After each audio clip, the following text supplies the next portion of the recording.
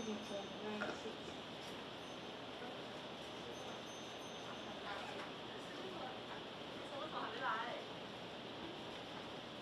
评审怎么回来？评审哦，然后在群组讲，评审呢？评审人呢？吃早餐。评审还在吃早餐，真是任性。任性。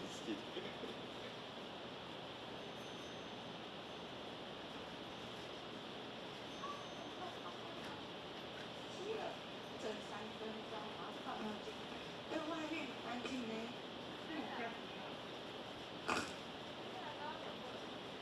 不是一大群吗？不错。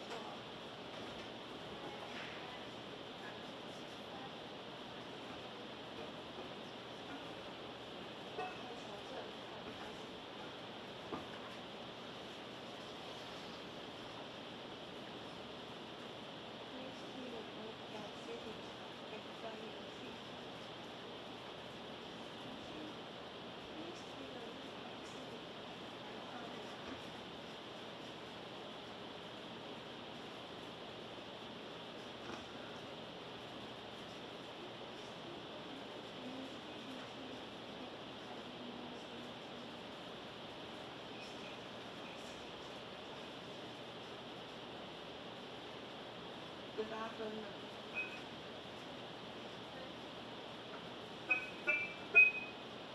陈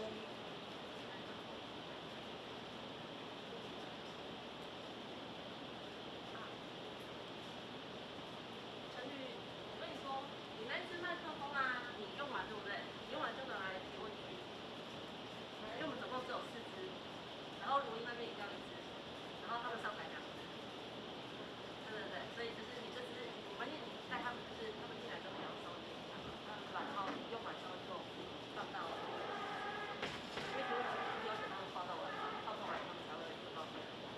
对，好 ，OK 好，那我这支就给你。好。早上。遇到校长。我是练习上遇到校长。你没有跟他打招呼？然后我在哪？然后在马跟那个对场地。19分了，外面的 WiFi 是没有。还是光明正大拍他。然后外面的。摄影师的好处啊。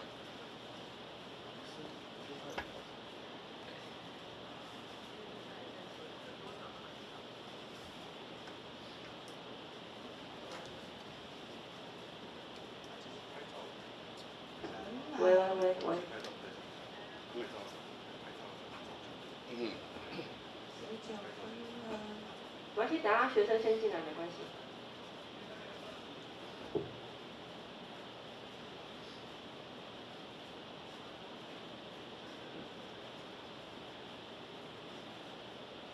哪一个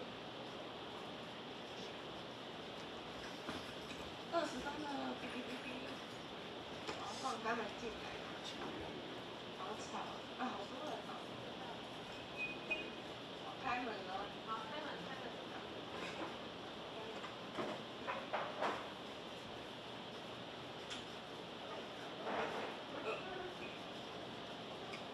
Please look at the seating chart and find your seat. 对。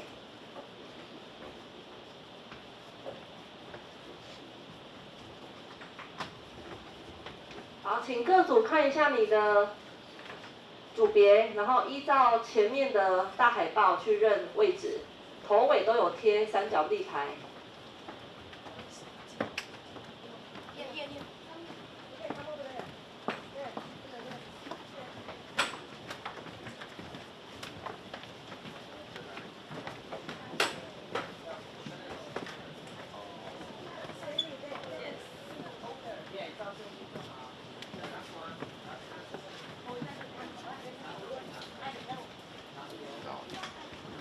来，进场的同学赶快先看一下 ，What's your room number? Team number, team 3 here, team 4. Team 5。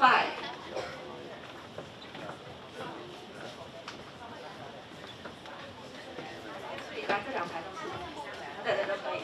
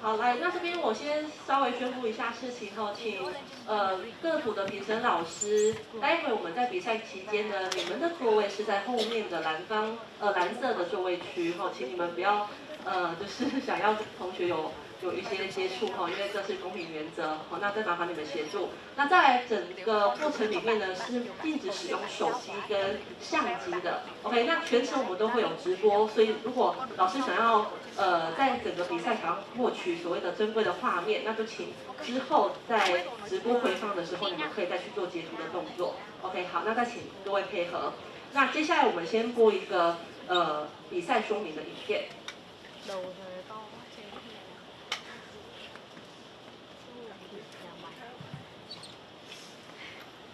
Good morning, everyone. Welcome to 2024 Asian Student Exchange Program.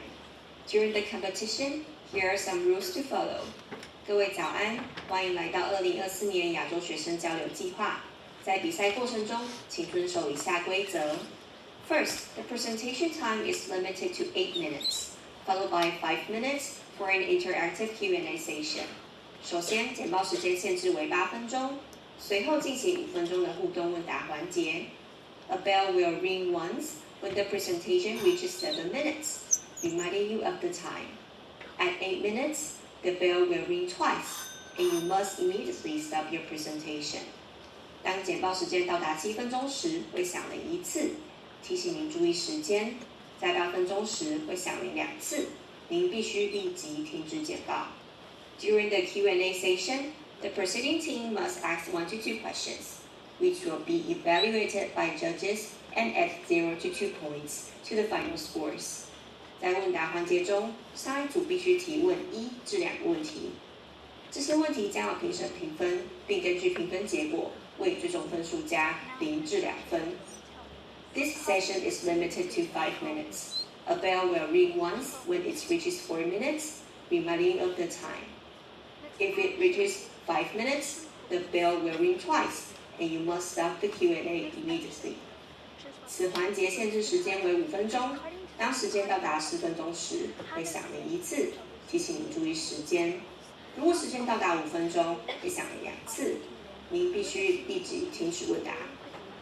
Secondly, each team is equipped with 2 microphones and a presentation remote, and there is 1 microphone in the Q&A area.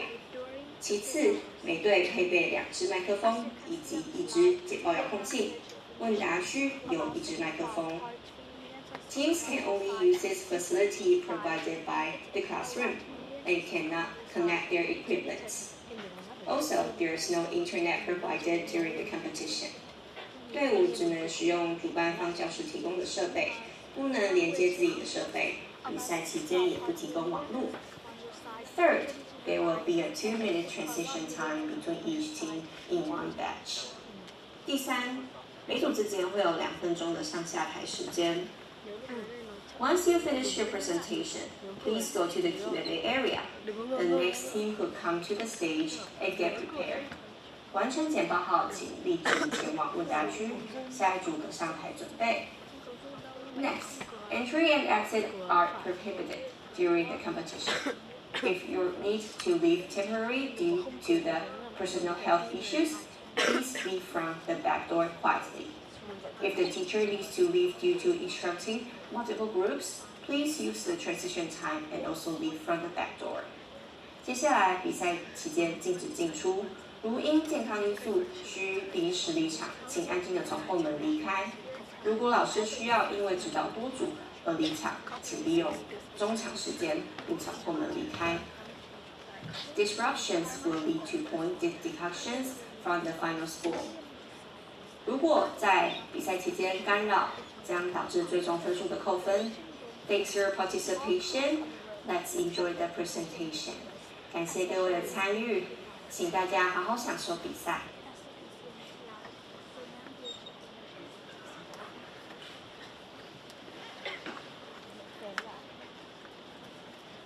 好，来，那以上是本次比赛的说明影片。好，那我们就按表准时开始。那现在是8点28分，我们8点半正式比赛。好，那再提醒一次，场内禁止使用手机。那请同学、老师们多多配合。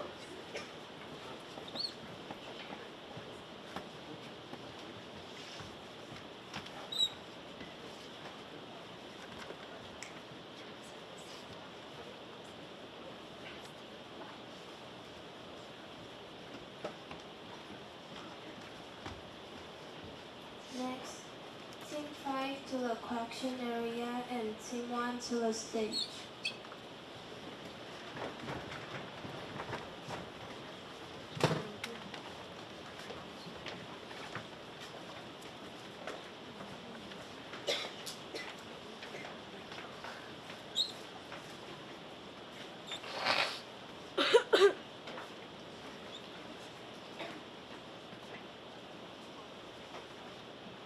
好，那我们基本上每一个梯次、每个环节都会是这样子哈，就是我们会先提醒提问区就座，然后准备上台的组别。对，那请大家就是听指令进行这样子。好，那Team 1你们可以先开档案。You can open the file, and then.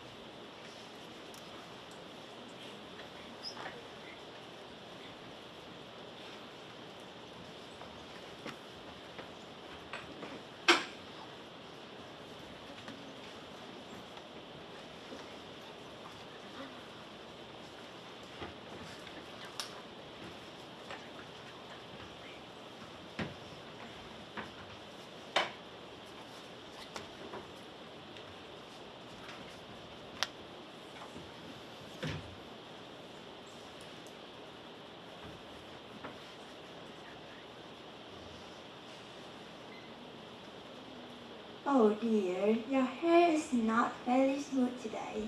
I recommend you use coconut oil for smooth hair instead of conditioners, since it's very natural and good for the environment. Yes, Grandma, and I need help with my homework. I need to write a narrative about the Earth years ago and how we can restore Earth's natural beauty. Of course, I can show you some paintings of artists of those times for you to have some inspiration. Well, you can also watch videos on YouTube, but looking at real paintings might just provoke some raw emotions in you. But these paintings, they look so green and full of life, and outside it's all gray skies and trash. Why doesn't the world look like this anymore? My dear, these paintings show what the Earth used to be like, and what it could look like again if we act wisely. But is it too late to fix it? It's never too late. Taiwan and Vietnam are already working hard to make a difference, even as challenges remain.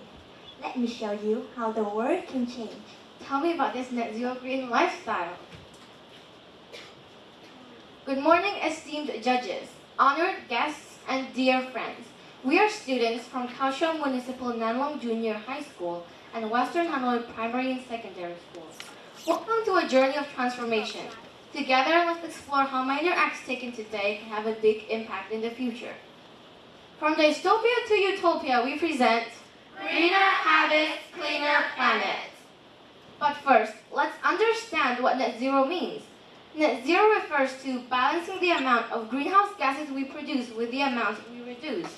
This can be achieved by decreasing emissions and using methods like planting trees or carbon capture to absorb the remaining carbon dioxide. It's about creating a world where our actions no longer harm the planet. Let's start with food. 1/3 of global greenhouse gas emissions come from food production, and traditional farming consumes 70% of fresh water and uses pesticides. Aquaponics is a sustainable solution. Fish water feed plants, and plants clean the water for fish. This system uses 90% less water than traditional farming and produces chemical-free food. Aquaponics reduces the carbon footprint of food production by using solar energies and cutting transportation emissions. In Vietnam, the VAC library combines a library and aquaponics to promote sustainable living. In Taiwan, rooftop aquaponics brings sustainable farming to urban centers while cutting transportation emissions. These projects show how aquaponics supports a net zero green lifestyle. Second, let's talk about fashion. The fashion industry, especially fast fashion, generates 10% of global carbon emissions and wastes 20% of fresh water. Most discarded clothes end up in landfill. Recycling is good, but upcycling is better. It transforms old clothes into new items and extend material life. For example, we transform our jeans into handbags. Upcycling reduces waste and emissions, helping us build a net zero green lifestyle. Levi's collaborated with the Taiwanese designer Zhou Chen and Zero Waste brand Storywear to upcycle old jeans into new fashion style. This shows how upcycling reduces waste and emissions in fashion. It's not just about style, it's about sustainability. Upcycling is a key step toward greener habits and net zero. The transport section contributes to approximately a quarter of global emissions nowadays, and road transport makes up 15%. Switching from private cars to public transport can significantly cut emissions. For instance, a regular bus emits less CO2 compared to a mid-sized car, reducing 2.4 tons of carbon dioxide annually.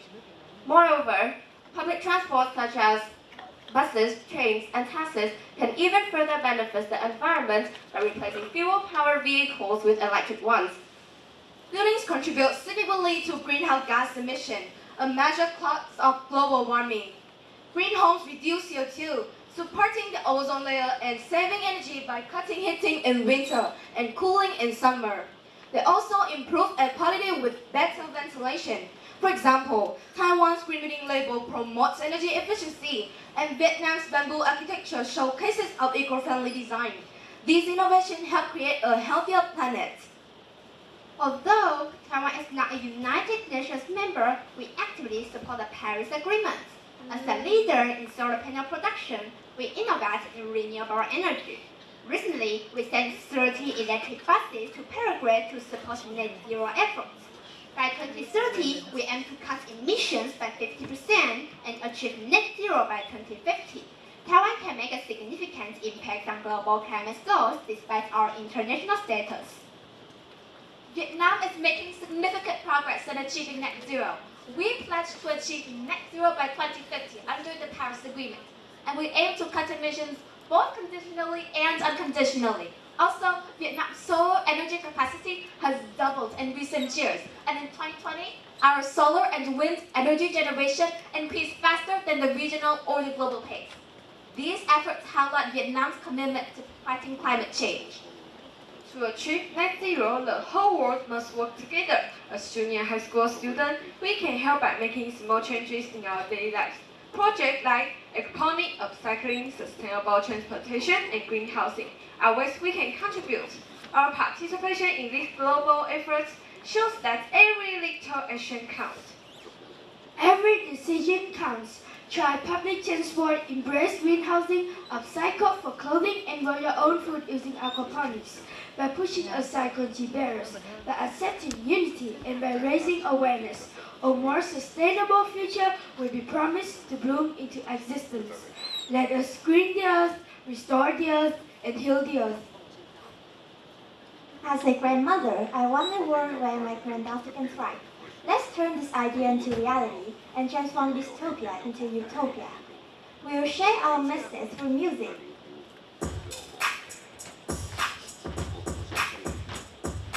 Mission Beijing's growing strong. Old dreams turn, you can go wrong. Fibers rolling, join the ride.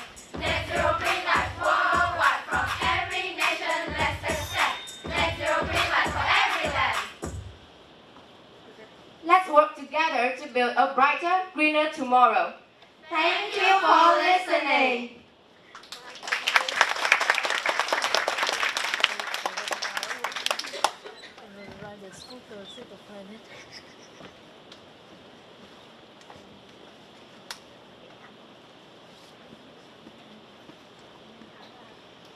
Thank you for your presentation. But earlier, as you mentioned in your presentation, you mentioned the use of e-vehicles or electric vehicles.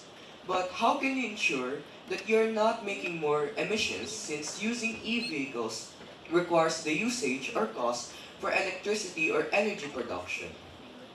Thank you.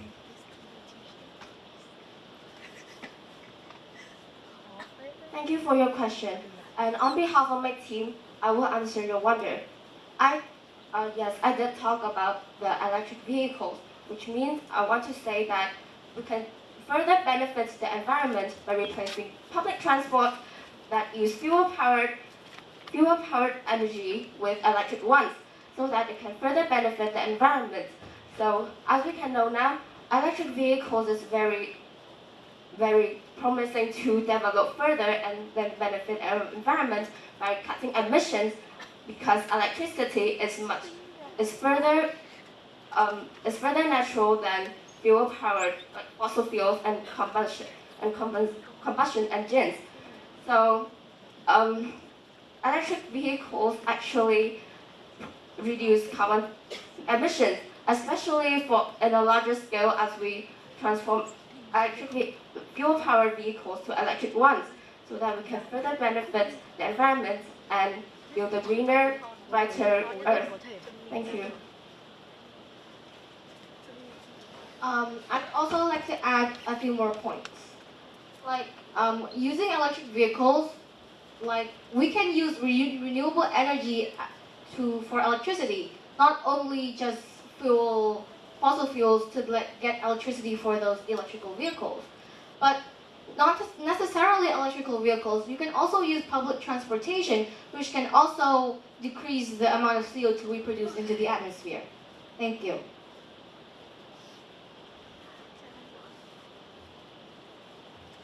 Also, a good point in electric cars made by renewable energy is that renewable energy can be generated easily, even at home. Homemade renewable energy turbines or solar panels can actually reduce the cost for energy production and also helps power our home vehicles. Thank you.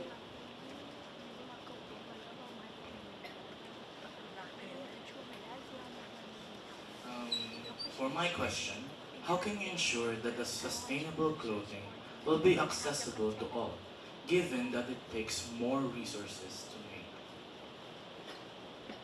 Thank you.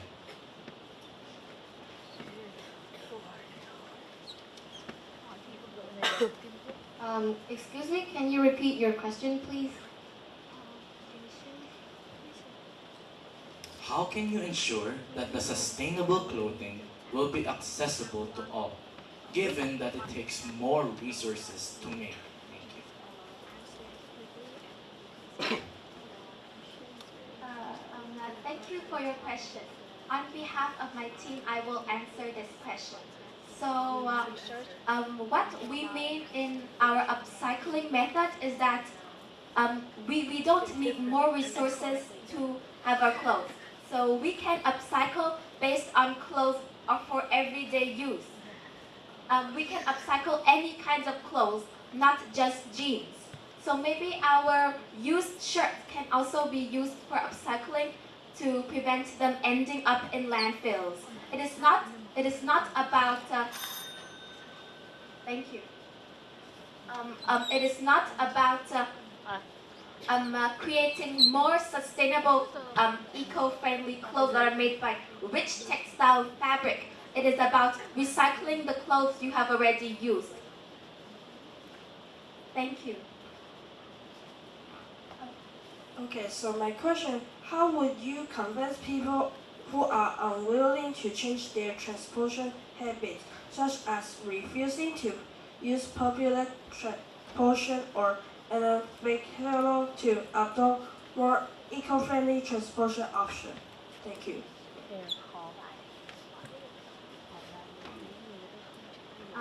Thank you for your question. On behalf of my team, I will answer this question. So about persuading citizens to use public transport and electric vehicles, it's a job of our government. Thank you.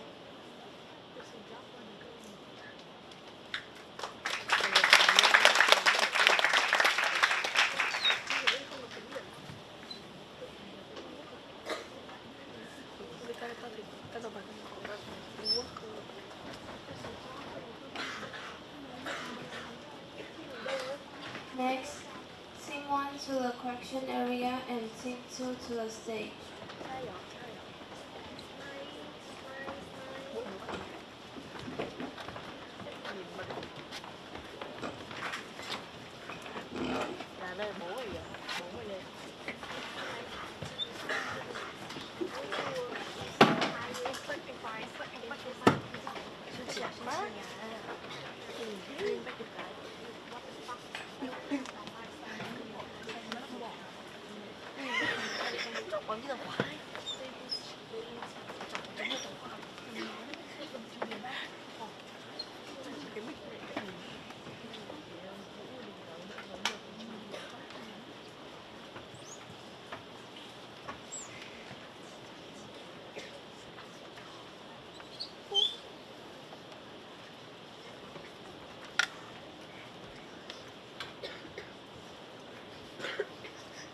Good morning, everyone. We're Group D2, representing Huamai Junior High School. We are your hosts for this episode of Master Net Zero Cook, and our theme for today is Revolution of Our Feast. The net zero green lifestyle is an important topic we wonder has affected our daily meals. Due to the COVID-19 pandemic, the food delivery has become popular. In Taiwan, most people use food delivery service, while in Vietnam, same does. Most of food delivery consists of fast food and meat-based dishes, which added to an increase in carbon footprint of the meals, and number of vegetarians has grown year by year. These trends are environmental and health threats. Let's follow our Master Chef correspondent to see what is wrong with them. Thank you. Hi, I'm correspondent Jessie. Please look at this chart.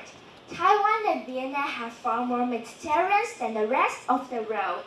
Producing meat creates significantly higher carbon emissions compared to plant-based food. And the real problem is, meat can produce 130 million tons of carbon dioxide, but vegetable only produce 2.35 million tons. This direct contrast highlights the environmental damage caused by our food choices and the urgency of reducing meat consumption. And then, she is correspondent Coco.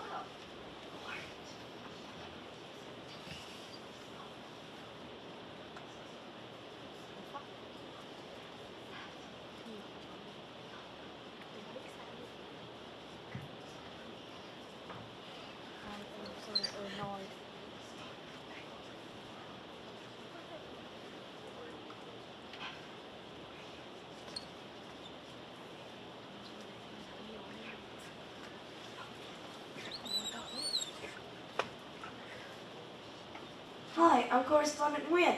Also, with the excessive use of plastic packaging and cutlery is a posing threat to the environment.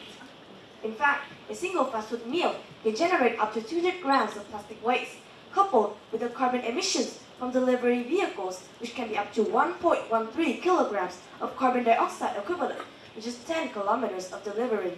The system contributes to the growing environmental burden. Thank you to our correspondents. So how can we reduce the amount of carbon emissions in our everyday meal? Now, please welcome our 3 chefs. Applause for them, please. Hi, I'm Chef Camille. Can you tell me about the ingredients that you have used in your meal?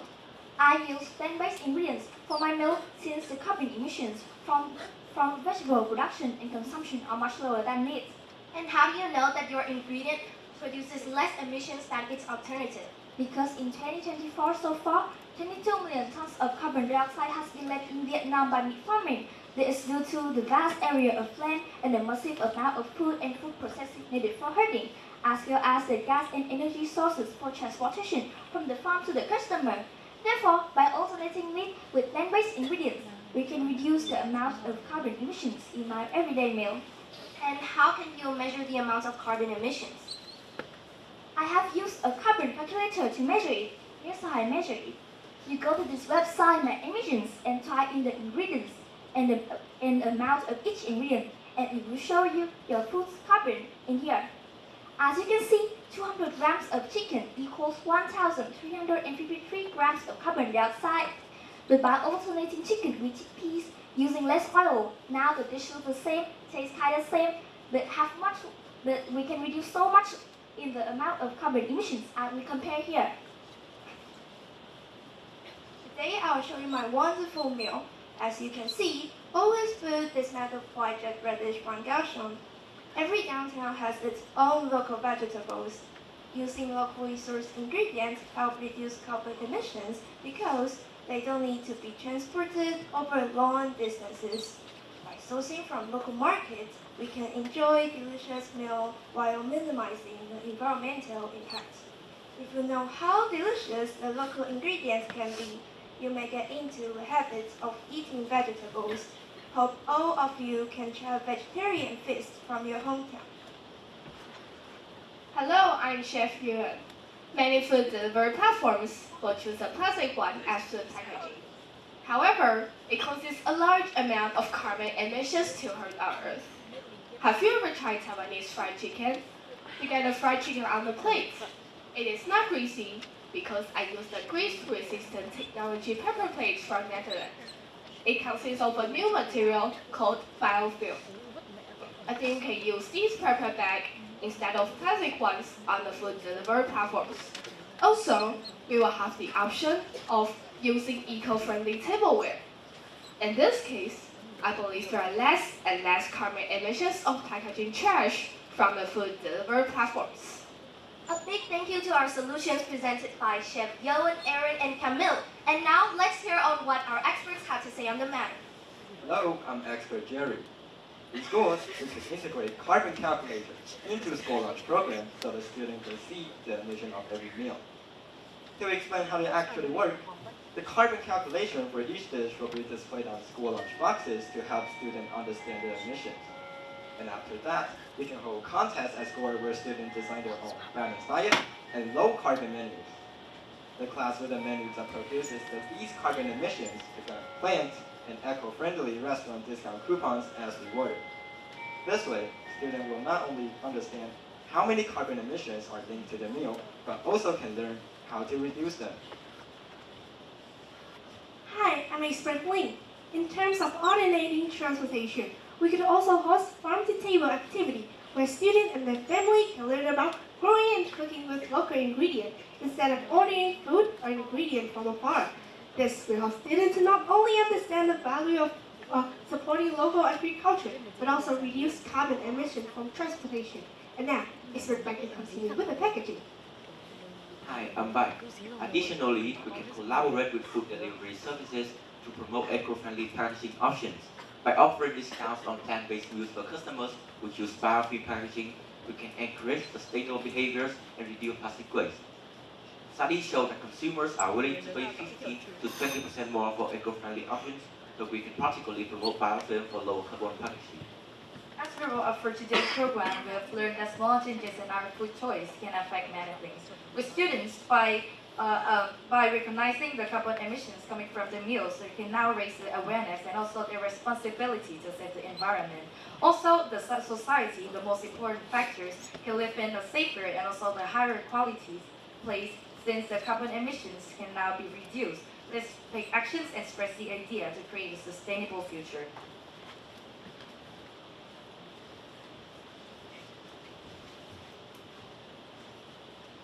Thank you.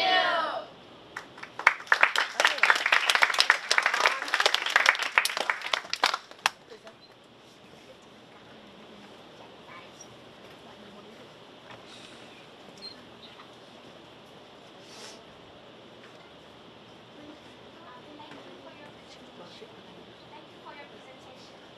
But we have a small question for you. Firstly, so your solution is to eat plant-based diets, right? So, if so, how can you ensure that the food chain is balanced when you eat too much plants and you are eating lacking meat? Because the food chain is based on herbivores and carnivores alike. Thank you.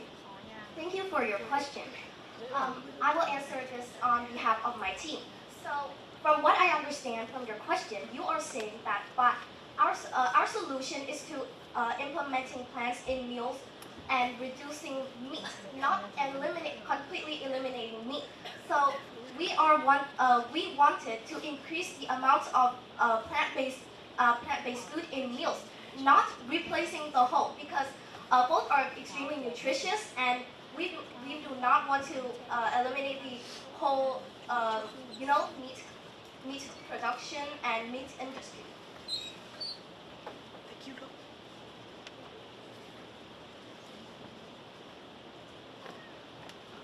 So you said that we should support local farms.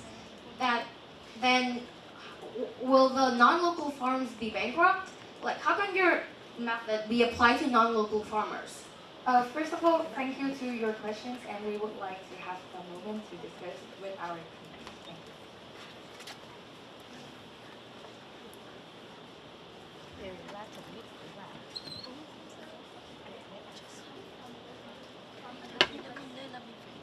Thank you.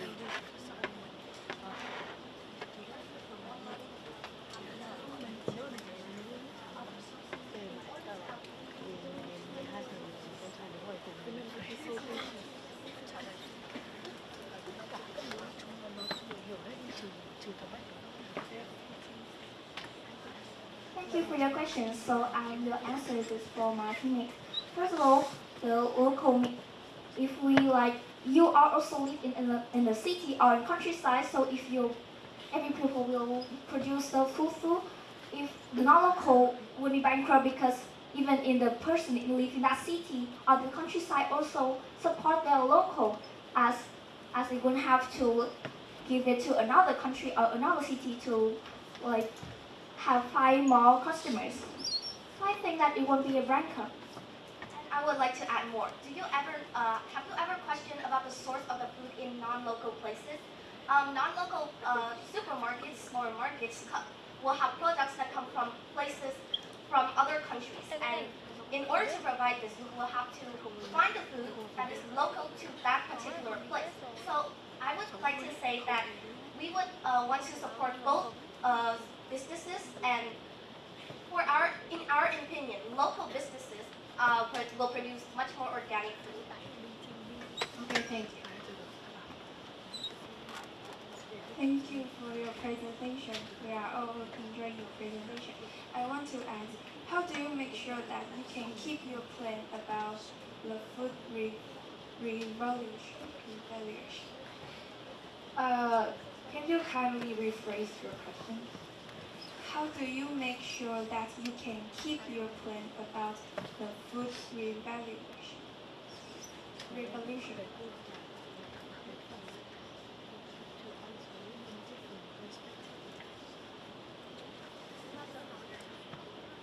I'm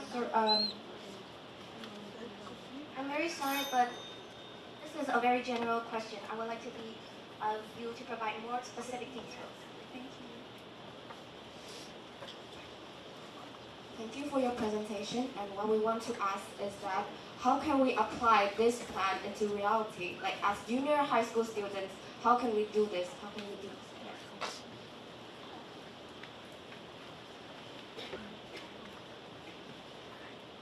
Thank you for your question. As I said, so the carbon calculation will be displayed on small boxes, and the student can see the emissions. Then over time, the student can begin to understand what kind of food produces more or fewer carbon emissions, and then can make informed choices and can achieve the net zero green lifestyle. Our plan is to integrate online and offline projects in school communities, and we plan to expand on. Thank you. Thank you.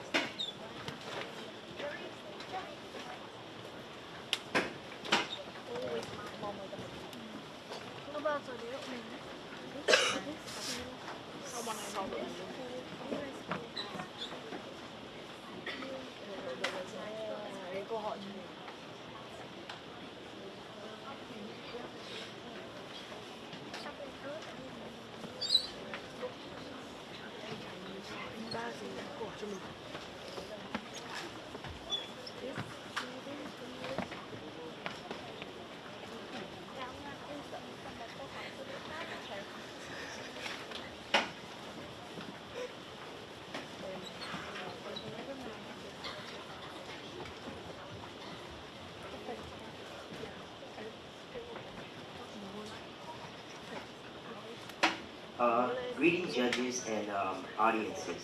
We are Everest in Yangchao School, and today we're going to be talking about our topic called A Just Green Life.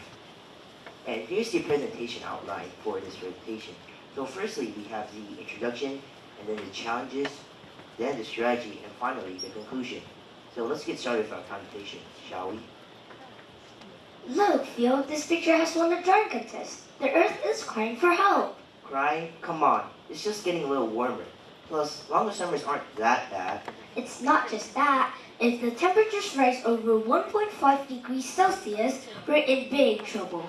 What kind of trouble? Well, the ice cap will melt, coastal city will flood, and the coral reef will die. Forever?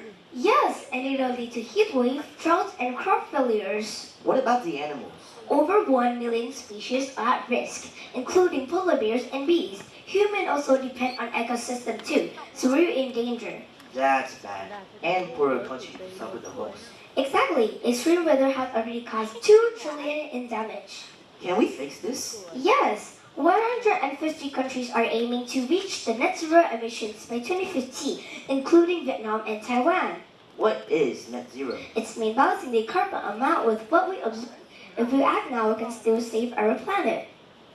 I heard you guys mention net zero. It is important to reach net zero emissions, but if humans don't do it properly, it may create some challenges. Challenges? Yes. One major challenge is social injustice. Low carbon products are often expensive and thus inaccessible to low-income families.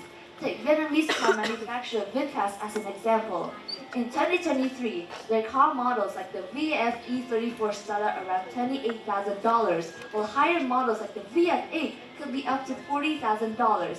In comparison, the average income in Vietnam is around $400 per month, and because of the high cost of electric vehicles, it places them far beyond the reach of many low-income and middle-income families. The decline of fossil fuel like coal and oil can lead to job losses. Workers often struggle to transition to a new job due to lack of skills, worsening economic inequality.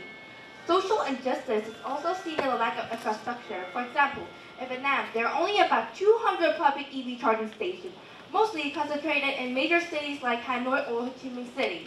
Wow, that's bad. Besides social injustice, are there any other problems that we must deal with? Yes, it's greenwashing. As companies seek to capitalize on the growing demand for sustainable products, many are using misleading marketing tactics to make themselves appear more environmentally friendly than they truly are.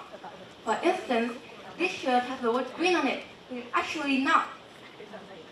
Oh, I know. A well-known example is the company of H&M promoting their clothing as sustainable while using unsustainable manufacturing processes and materials. In fact, the global fashion industry is responsible for about 10% of global carbon emissions and 20% of wastewater productions. Yet, many fashion brands still use green label without making significant improvement to their supply chains. Another infamous example is the car manufacturer Volkswagen, who in 2015 was found to have falsified emission tests on their diesel vehicles, falsely advertising them as low-emission, environmentally friendly cars. Greenwashing thrives due to a lack of consumer awareness. Many people buy products that they believe are sustainable, supporting companies that aren't really committed to reducing their environmental impact. To achieve a net zero future, we must work together and take responsibility. Here's how governments and businesses can move forward. First, let's promote fair policies, set a tax on pollution to fund green projects, and support the low-income families, as seen in countries like Germany, Canada, and France, and enforce stricter rules to prevent backlinks or false advertising for green products, educate consumers to spot real green products, and encourage sustainable practice. Next, circular economy promotes reusing and sharing over producing new goods. For example, renting instead of buying fashion, electronics, and even clothes can conserve resources and reduce waste. Also, food bank can give surplus food to those in need, reducing food waste. Moreover, reconstructing old buildings from sustainable to recycle can breathe new life into legal structures. Last, but most important, recyclable takeout tableware. Government should incentivize businesses to adopt reusable tableware for both in restaurant and takeout dining, reducing disposable products and promoting sustainability. How about students? Well, students can play a crucial role in shaping a greener future. Here are some green actions we can take. First, G for Grow Local. We can use seasonal and local foods in school menus to reduce carbon footprint and promote Meals Monday. Additionally, incorporating farm-to-table concept in lessons on gardening, biodiversity, and cooking can help students understand the ecological impact of food production and become more conscious of our environmental impact. Secondly, opt for reduced waste. Say no to fast fashion and disposable products. For instance, we can bring reusable cups, utensils, and bags, and avoid single-use plastic, fast fashion, and excessive electronic purchases. Furthermore, we can start exchange clubs, garage sales, or flea markets to promote reuse, and create artwork from recycled materials and give them a second life. Next, E for educate and advocate. First, we can create sustainable school gardens using aquaponics to protect them from over-exploitation. Second, we can start a composting project to transform food waste into organic fertilizer for our vegetable gardens. Moreover, we can install solar panels on roofs to reduce fossil fuels and integrate lessons on greenwashing, so students can make informed choices about products and companies. Finally, students can lead net zero campaigns and inspire others through social media. Second is for engaging community. We can visit local organic farms to deepen connection with the community.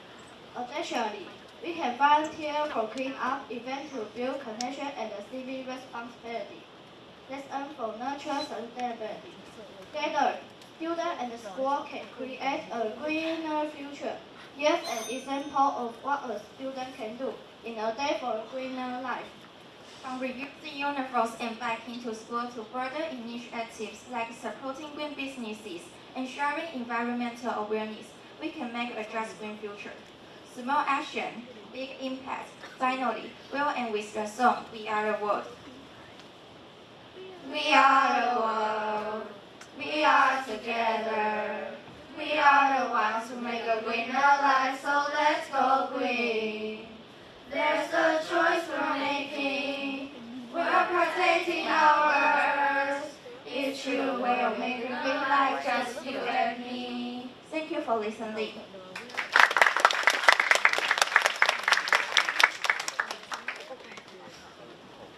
Before the question, we would like to share our vegetables from Yanqiao School's garden with aquaponics with you.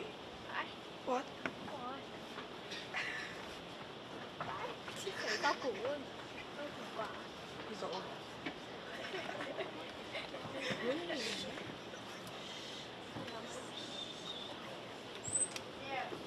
They are organic vegetables.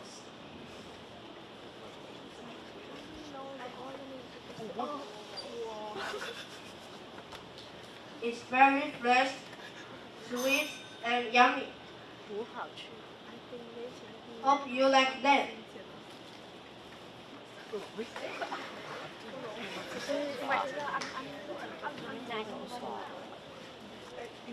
Like they ate it already and give it to the church.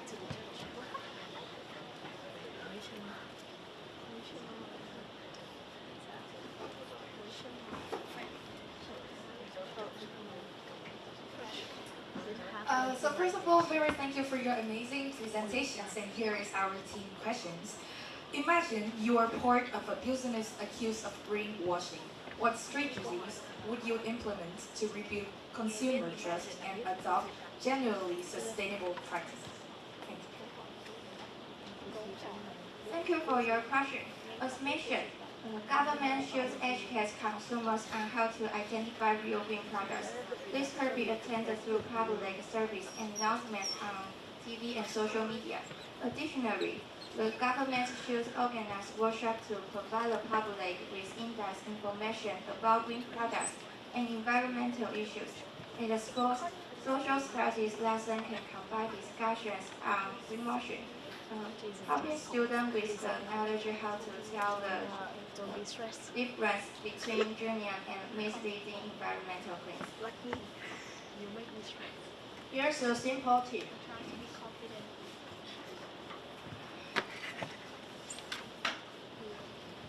When purchasing a product, beware of vague terms and green labels that might be misleading. Use your smartphone and scan these labels with Google Lens, like this. See, we can know what label it is. This quick action can help you identify the specific certifications or labels and check if they are real. That's all. Thank you. I would like to compliment on your team on your amazing presentation. However, I would have a few questions. Now, how can societies redesign daily life to achieve a zero-carbon lifestyle without sacrificing convenience, economic growth, or cultural values? Can you repeat the question again? I couldn't hear it clearly. Okay, so how can societies redesign daily life to achieve a zero-carbon lifestyle or a net-zero lifestyle without sacrificing convenience, economic growth, or cultural values of each individual? Thank you for your question.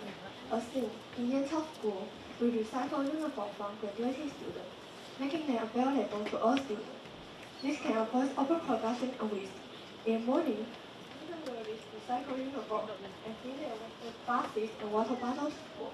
We also encourage our parents to borrow suits, bring their own containers to work, to minimize the use of disposable products. For instance, to reduce fossil fuel, we walk or take a bike to school instead of using car or motorcycle. At school, we receive lessons on greenwashing, join in farm-to-table activities, and create recycle artwork to foster a deeper understanding of sustainable awareness. During lunch, we enjoy local and seasonal food to reduce our carbon footprint, and we emphasize finish our meal to reduce food waste. Students also enjoys to spread awareness about environmental issues to reduce carbon footprint. Thank you. Okay, thank you for your answer. And I have another question. The text highlights greenwashing as a major issue. Why might consumers find it difficult to differentiate between genuine sustainable practices and greenwashing? Thank you for your question. In my own point of view, I think that the greenwashing is a really big problem in the industry, especially when this problem is really big with like environmentally, with the environment. And as humans, most of us couldn't actually differentiate what is greenwashing and what isn't, and how and why we can't actually we differentiate it is because we can't really see what are like the description of some products. For example, so we put in our presentation like Volkswagen or H&M, because they don't put enough information in their own things. I'm just labeling it as eco-friendly or like 100% from recycled products, even when we don't know. And because of that, we should always be checking information and be examining all of the stuff we can check on the internet or Googling it. Thank you for your question. Thank you for your answers, and here is our last questions. The scope of carbon rights is very wide, so why would you choose food packaging? Thank you.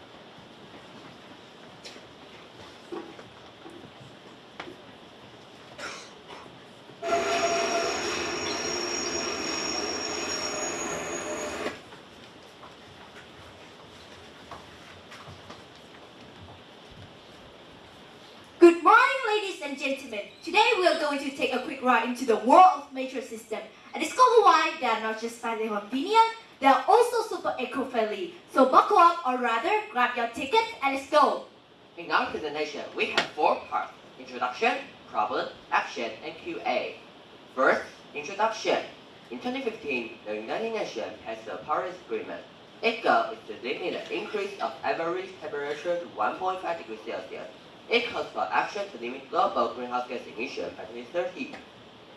In 2021, in Glasgow, the UK partnership with Italy is hosting the 26th United Nations Climate Change Conference. COP26 is expected to strengthen the global response to the threat on climate change by accelerating a climate action plan that has international consensus. Now, let's watch a video and tell me what problems you see in the video. The streets of Vietnam have the city below with enveloped in thick smog one day in March. A hazy day in downtown Kaohsiung. The southern port city is notorious as one of Taiwan's pollution hotspots, and air quality has dropped once again.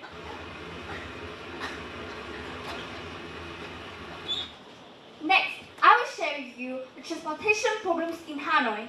According to the Department of Transport, Hanoi currently has over 6 million motorcycles out of a total population of 8 million.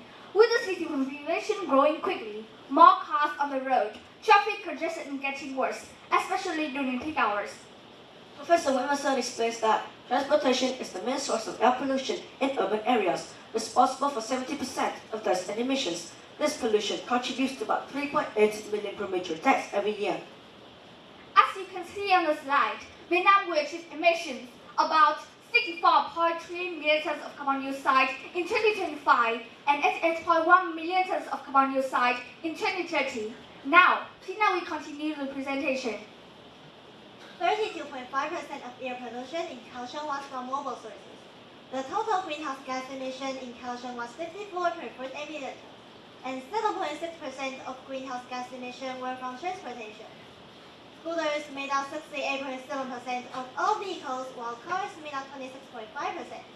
69% of carbon dioxide from transportation was from cars and scooters. So what can we do to reduce carbon emissions? We strongly believe that solving this problem requires collective action from the government, citizens, and us as students too.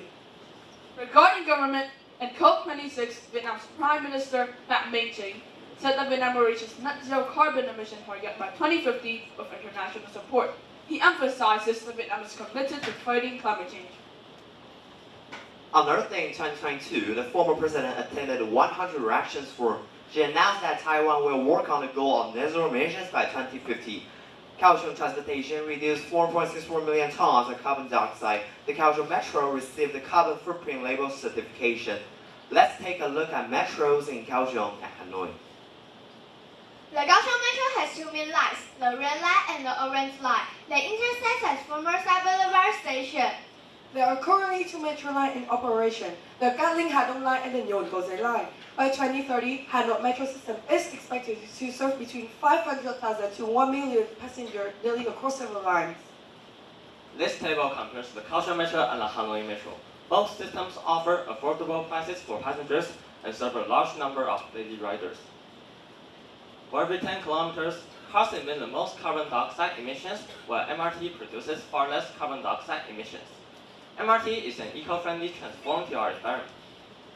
Now, let's show the eco-friendly metro in Kaohsiung and Hanoi.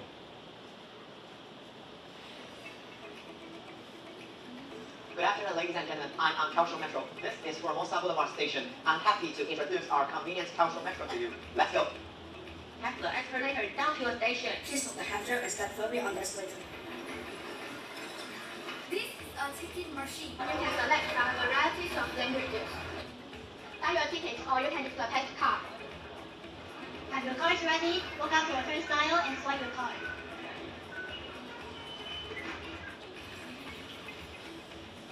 Look for maps following notices. Find the correct side of the platform and line up. These signs will inform you when the next metro arrives. You can look for the destination signs. Get off the train, line up and take the escalator up to the exit. Have a nice day!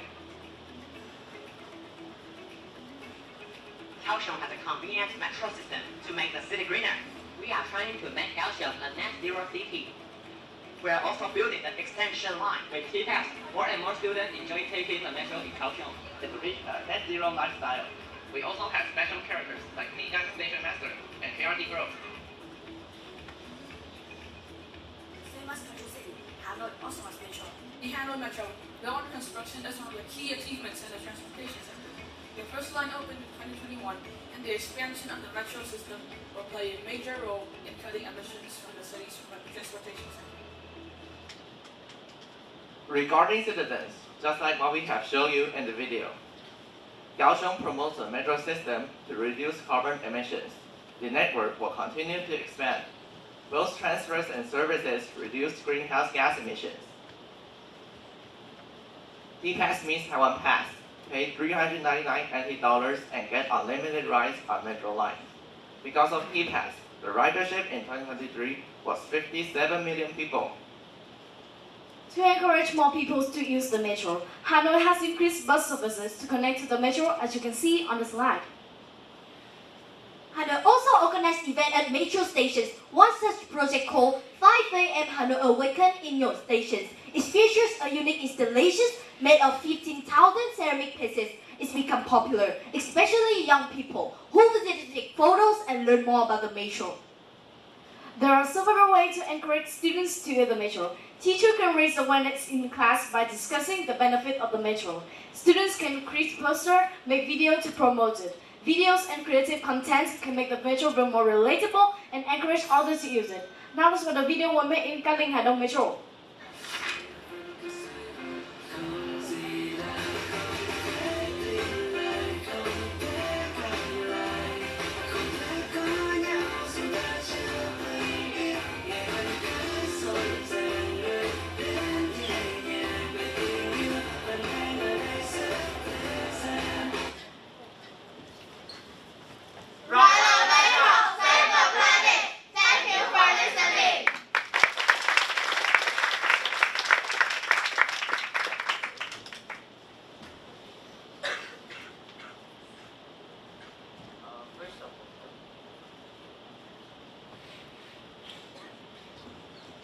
First of all, what a great presentation you guys have. And here's my question for all of you.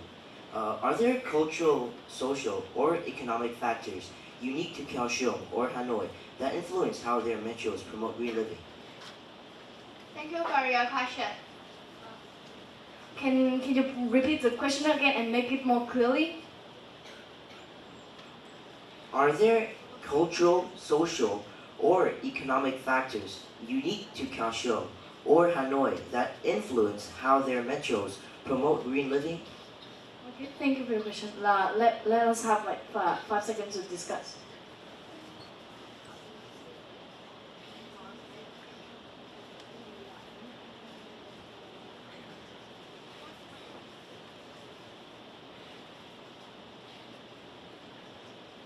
Thank you for your question. First of all, in Hanoi, we have the project that is 5 a.m. Hanoi Awaken, so that young people can visit to here and take photos, and then they can learn more about the metro. And about Kaohsiung, we have the mascots like Mikan Station Master, Karate Girls, or Machiko, and they can motivate students and citizens to take the metro to reduce greenhouse gas emissions and carbon emissions. That's all. Thank you.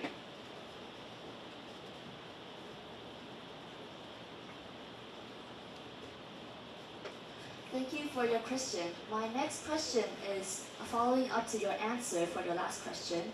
How do you make sure that students or people in general that go to those metros can follow all of the rules and reaching closer to the net zero lifestyle? Thank you for your question.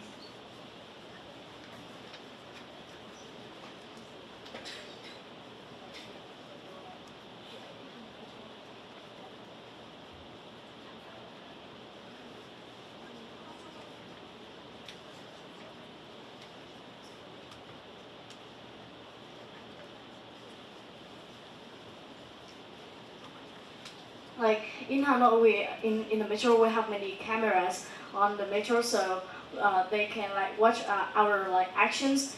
If we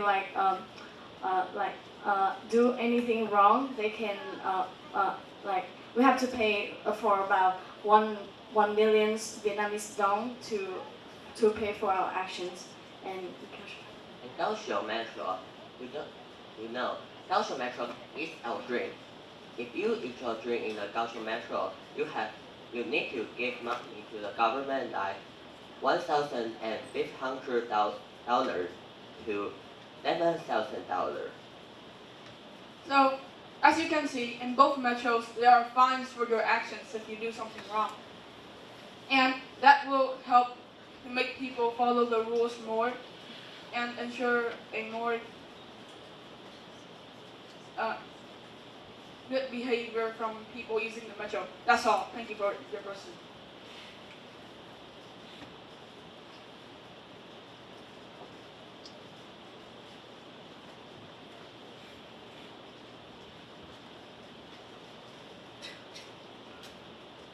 I would like to ask another question for you guys. So, how effectively are the systems maintained and repaired, minimizing environmental impact and ensuring long-term sustainability? Thank you for your question.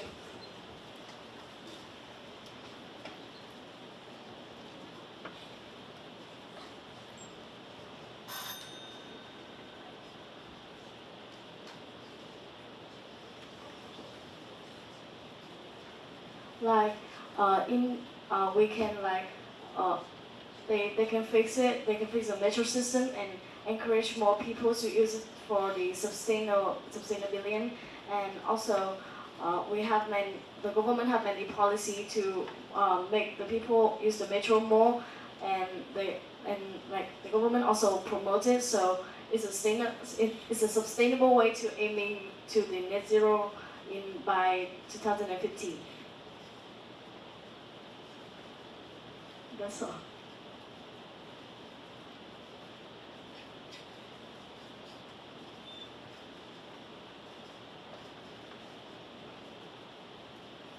Thank you for your answer. And my last question is, how effectively do the systems cater to the needs of people? Thank you so much.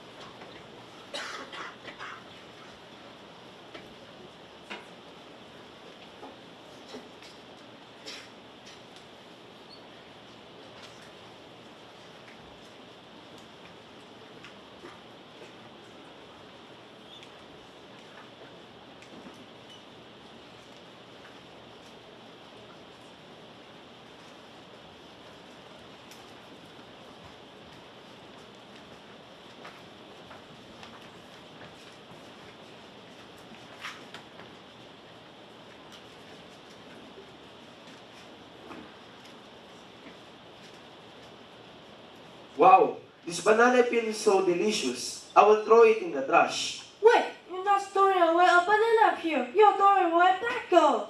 Black gold? What do you mean? Our team joined an action project. Food waste can turn into black gold. By the action, we can make the food waste become good materials. What's more, the carbon produced by food waste is also bad for the planet. Let Sherman tell you. Sure thing, Andrew. So, what is the relationship between food waste and greenhouse gas emissions? Food waste significantly contributes to greenhouse gas emissions by emitting a potent gas called methane. Hence, to help curb these emissions, there must be less food waste. The difficulties faced by Taiwan and the Philippines in food waste disposal. In Taiwan, 1. Recycling rate drops. Taiwan's food waste recycling rate is very low, usually under 10%. Even after years of effort, the 2018 African swine fever outbreak made recycling harder and lowered the rate further. 2. Limited capacity for food waste processing. Taiwan can only process 1,400 tons of food waste daily, but over 4,000 tons are produced. This gap leads to burning food waste, which harms the environment. 3. Lack of land for facilities. Finding land for food waste treatment is hard, especially in crowded cities.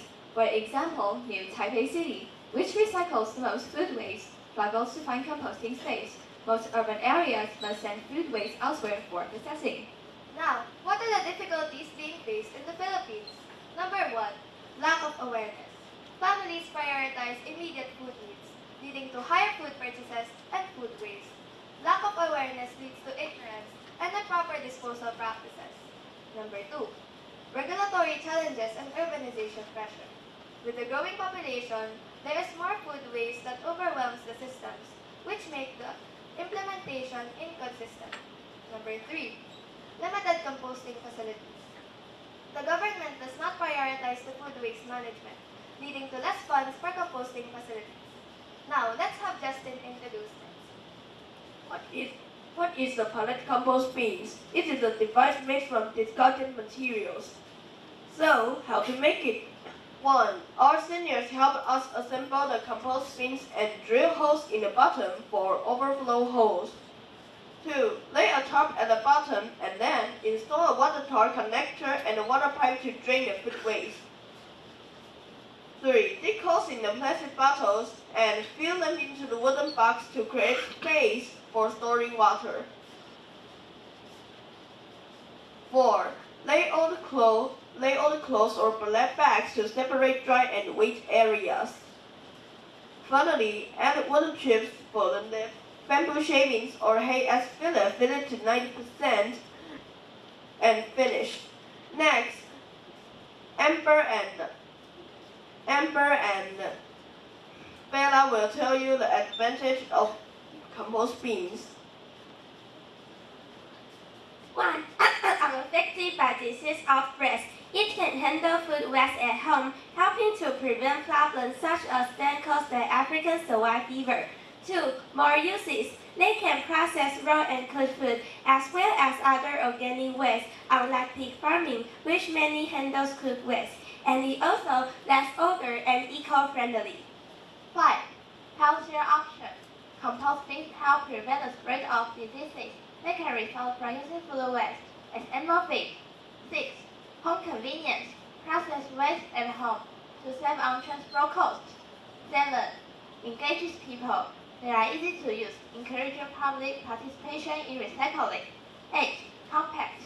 Many things are small, easy to use, and ideal for homes. Next, Andrew will tell you the process of action. Study at the Pellet Food Waste Bin Workshop. On October 9, we joined the Zero Waste Food Action Workshop and learned how to compost food waste.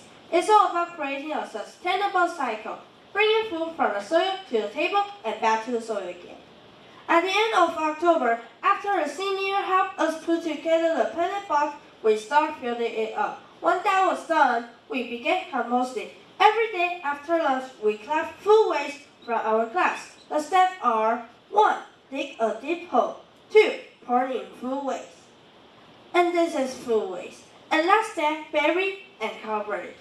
A month later, we met our new friend, the black soldier fly larvae. They are our good friends. These little guys love eating food scrap, rotating waste, and even poop. They break everything down and turn into animal protein through their digestion. Meanwhile, the wood chip we added will eventually break down, turn into the organic soil, completing the cycle, bringing food back to the earth. The organic soil makes a great fertilizer, and the produced water is all the least. We can even use it to clean the tables or kill mosquito larvae. You need to dilute the produced water and pour into the dish, and it can kill the larvae. So next, my friend John will tell you worms at work build a net zero life. Thank you. Now, back in the Philippines, we launched a campaign named Worms at Work, Building a Net Zero Life, where we do vermicomposting. But what exactly is vermicomposting? Vermicomposting is a type of composting where we use earthworms with food waste to create more nutrient-filled soil. And as you can see here, we have some pictures of us during the process of vermicomposting. We have recycling old pails and collection of food waste. These practices are not only effective in present times, but also in the future. Now, let's have GJ, my friend, explain his part. For sure, Keandre. So, what are some ways to reduce food waste? We can start by planning your shopping. You can check your pantry and fridge before making a list to avoid impulse buys. We can also store and keep our items in airtight containers and label them with dates to ensure that older items are consumed first. When eating out, we can also make smart choices by sharing food, requesting for smaller portions, and taking leftovers home to compost them, like what we did in the Philippines and Taiwan. By doing these small practices, we can make a positive impact in achieving a net zero lifestyle. Reflections and future plans. We felt that pellet composting bins are easy to use, odor-free, and very effective. Future promotion plans. In school, we'll invite students and parents to join pellet composting workshops. During class, students can build DIY composting bins, so every classroom gets one. Lunch waste can be composted daily with the liquid used to clean desks and the organic soil used to fertilize school plants. At home, we'll design activity worksheets for students and parents to work on together, encouraging them to start composting at home.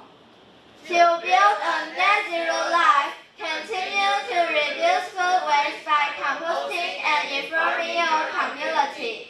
Thank you for your listening.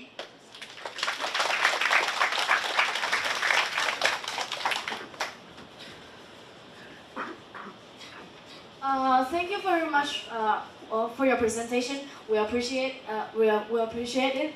We have learned a lot from it. According to your participating experiences in zero food waste action, such as workshop, building padlet compost bins, and composting, which activity is the most effective and practical to reduce net zero carbon emissions? You may explain it from different perspective. Thank you. I'm sorry, could you repeat the question? According to your participation experiences in zero food waste action, such as workshop, building padlet compost bins, and composting, which activity is the most effective and practical to reduce net zero carbon emissions? You may explain it from different perspective. Thank you. Thank you for that wonderful question.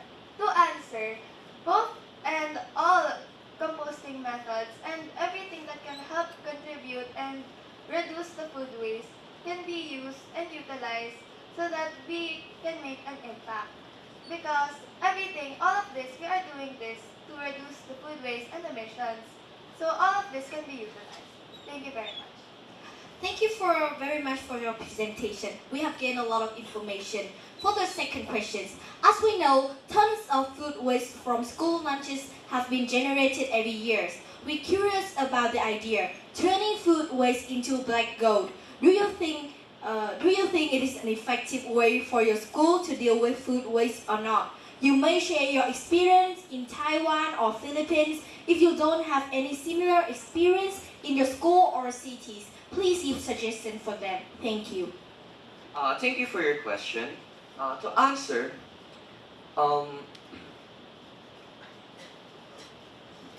Can we have a few seconds to discuss?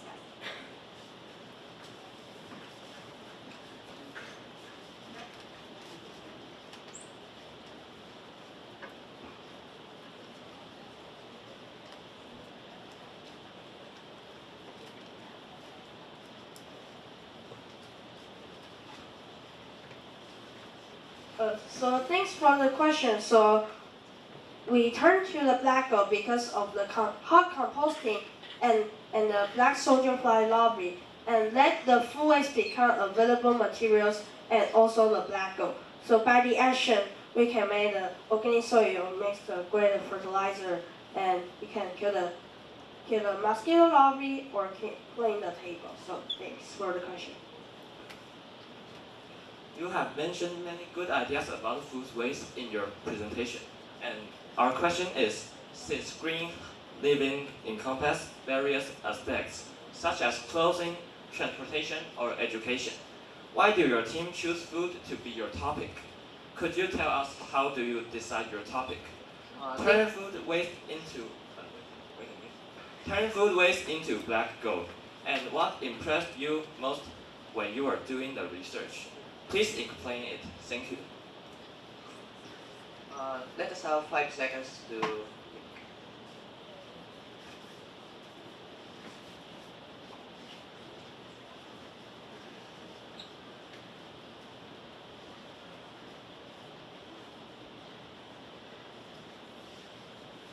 Thank you for your question. To answer that question, we chose food waste because it is significantly contributing to greenhouse gas emissions. And the reason why we chose vermicomposting is because in the Philippines, it is very accessible to us. We have materials such as oat pails, food waste, and etc. We chose vermicomposting because of the benefits that we get from the end product, which turns into a nutrient-rich soil. Thank you. To H. Sherman says, we found out that the Taiwan's food waste is very high, so we have to do some action, just like the food composting. So that's why we choose the food composting. To add to what he said, the first step is always the most important step. So this is the first step we can do to make an impact to the world. Thank you.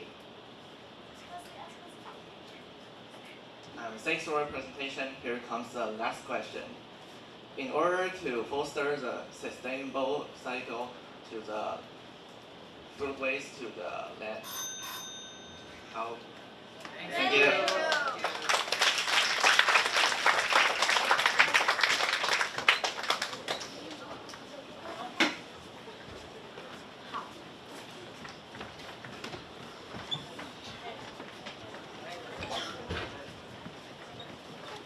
好，来，那第一批次的报告我们就到这里。好 ，Thanks for your presentation。那我们接下来就请你们移动到准备室。那请记得带走你们的东西，好，请随身携带，再度检查一次。Stand up, stand up, stand up. We only leave from doors. Thank you. 我们一律从前门出，一律从前门出。那请回到准备室，出去之后往右手边走，出去之后往右手边走。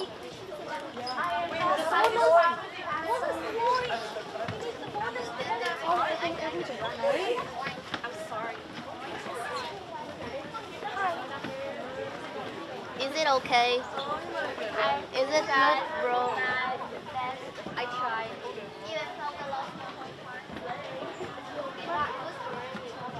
非常不好用。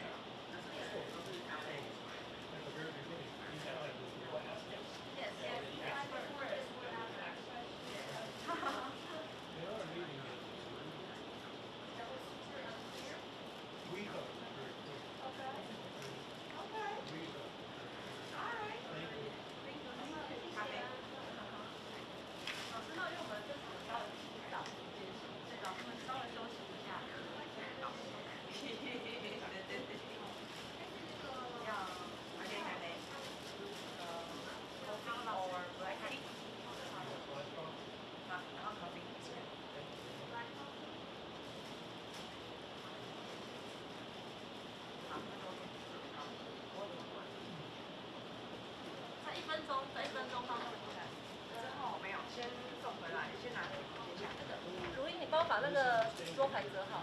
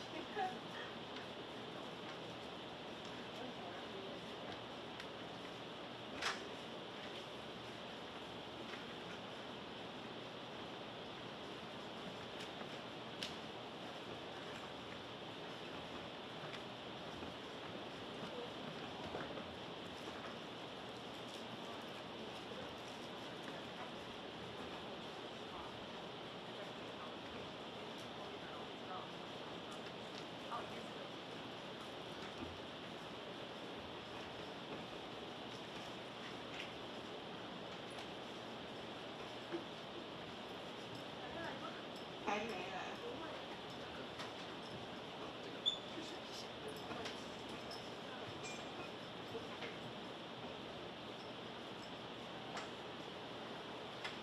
来了。好，那就直接开门了。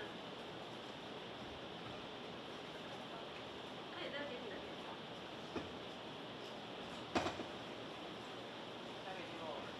好的。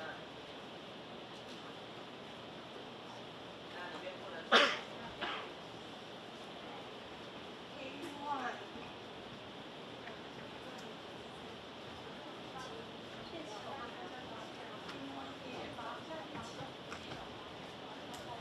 请看你的组别入座。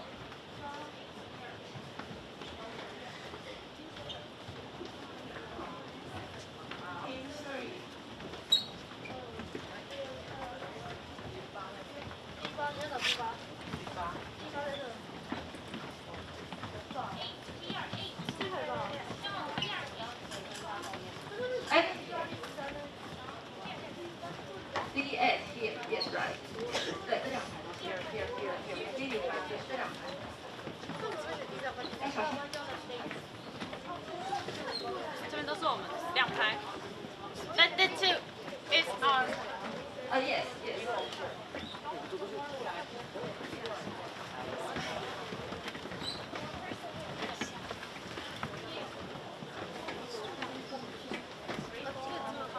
知道老师做后面。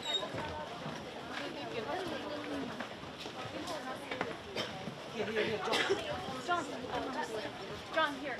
That John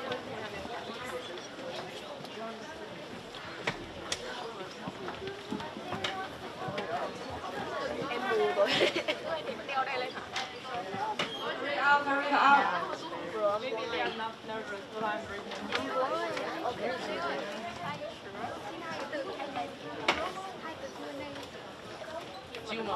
好，来，请再次提醒，本场是禁止使用手机，也禁止用手机拍照。OK， 好，所以请各位指导老师再请注意一下这个规则。好，那指导老师的座位区会是在后方蓝色桌牌处。OK， 好，请大家就是以那个位置为主，不要走入我们学生比赛的座位区。好，那接下来我们要播放比赛说明影片。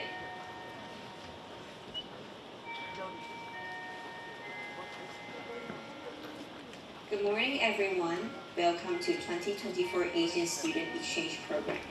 During the competition, here are some rules to follow. 各位早安，欢迎来到2024年亚洲学生交流计划。在比赛过程中，请遵守以下规则。First, the presentation time is limited to 8 minutes, followed by 5 minutes for an interactive Q&A session.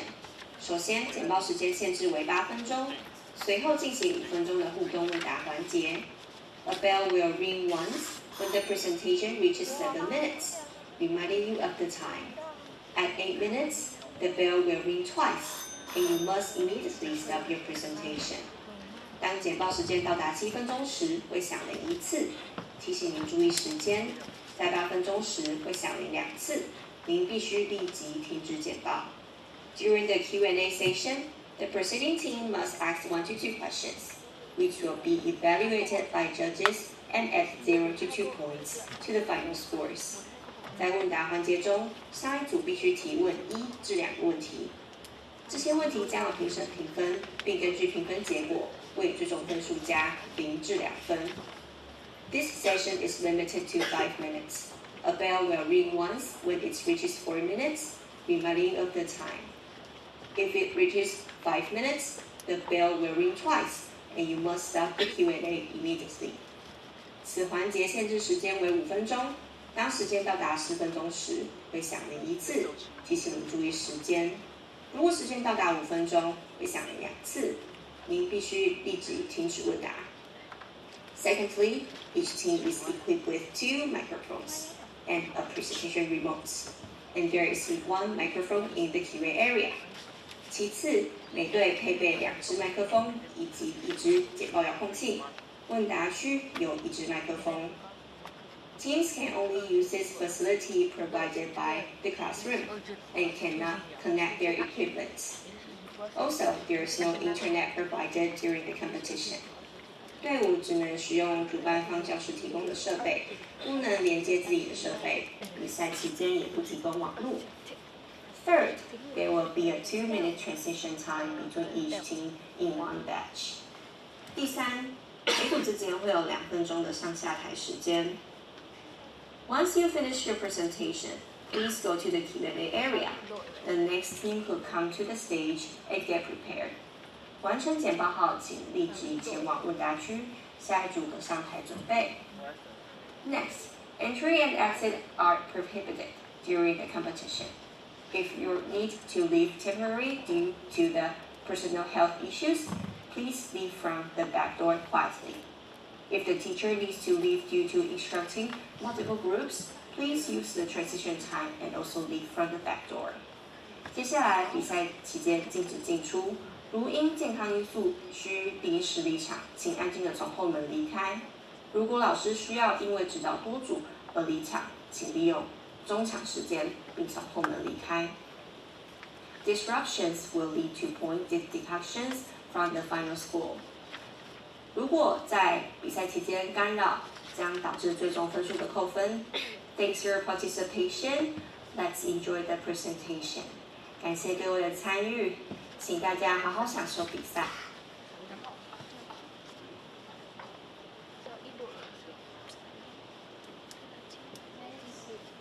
Team 5 to the question area and Team 1 to the stage.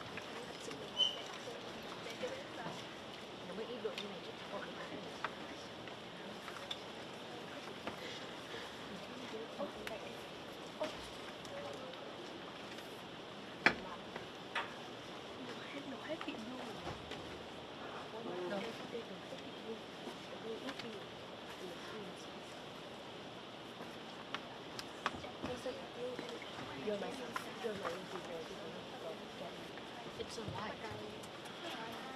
It's this light that's changing the color. Okay, okay.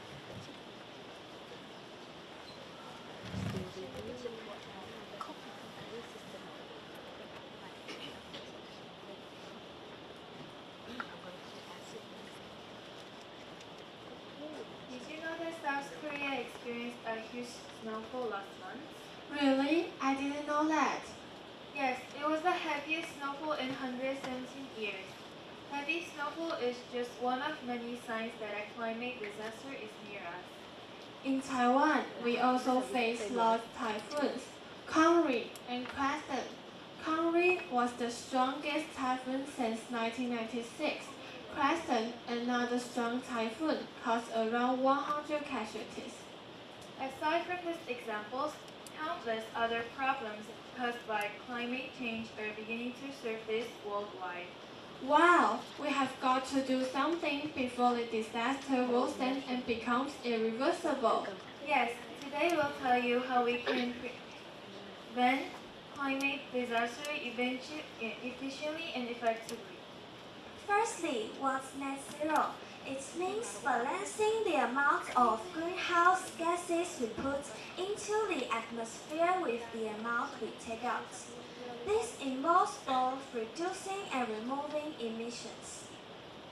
As signatories to the Paris Agreement, Taiwan and South Korea are committed to reducing greenhouse gas pollution and taking action. The government playing a leading role for greenhouse gas neutrality. Nonetheless, the efforts are far from adequate, considering the significant amount of waste being produced. Longhua and Zhongwon School believe that coffee grounds can break new ground. Did you know that approximately 2 billion cups of coffee are consumed each day? However, only 0.002% of the coffee beans are actually extracted. Their impact on the environment cannot be overlooked. Burning 1 ton of coffee grounds releases 338 kilograms of carbon dioxide. What's more, discarded coffee grounds release methane, which has 34 times the harmful impact of carbon dioxide. That's why we came up with this innovative solution, using used coffee grounds in various contexts. First, we can use them as fertilizer to grow mushrooms and plants. Used coffee grounds contain several micronutrients. Using coffee grounds as fertilizer is instead fossil fuel-based fertilizer is environmentally friendly. The fertilizer synthesis process releases carbon dioxide as well as nitrous oxide and methane, which are 265 and 28 times more potent than carbon dioxide respectively. Not only that, using coffee grounds as fertilizer is good for our health. The Korea Functional Foods Research Institute found that the mushrooms grown using coffee grounds contain 54.71 milligrams of beta-glucan, which have anti-cancer effects per gram of the mushroom. This is 450 times higher than that of common mushrooms. We grew mushrooms ourselves using used coffee grounds. This is us cooking Korean mushroom side dishes.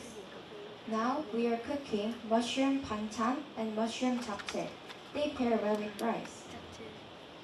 It was easy to cook and it was really delicious. Hao-zhe. And tada! We made various dishes using the mushrooms grown from coffee grounds. 맛있어요. Second, we can utilize spent coffee grounds as biofuel. Biofuels are renewable energy, and coffee grounds' high energy contents makes them an ideal fuel source. There are two major steps to convert coffee grounds to biofuel. The first step involves extracting the oils from coffee grounds. This is done by mixing the grounds with the solvent or using a mechanical press.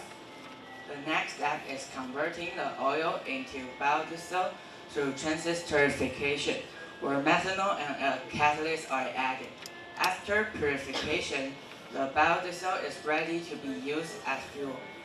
Biofuels burn cleaner than gasoline, they emit fewer greenhouse gases, and are fully biodegradable. Dr. Chris Chalk emphasized the spent coffee grounds' potential as a sustainable second-generation biofuel.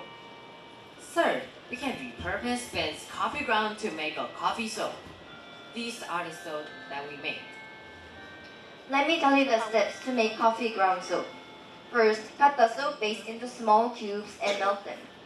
Second, add about 1 or 2 tablespoons of coffee grounds and stir. Also, you can add a fragrance if you want. Third, pour the mixture into your soap molds. Finally, after 3 to 4 hours, once the soap has hardened, pop it out of the molds. Coffee ground soap reduces your carbon footprint by being produced and distributed locally. Using biodegradable materials, reduce your plastic waste and promote sustainable farming. On the other hand, using commercial soap harms the environment.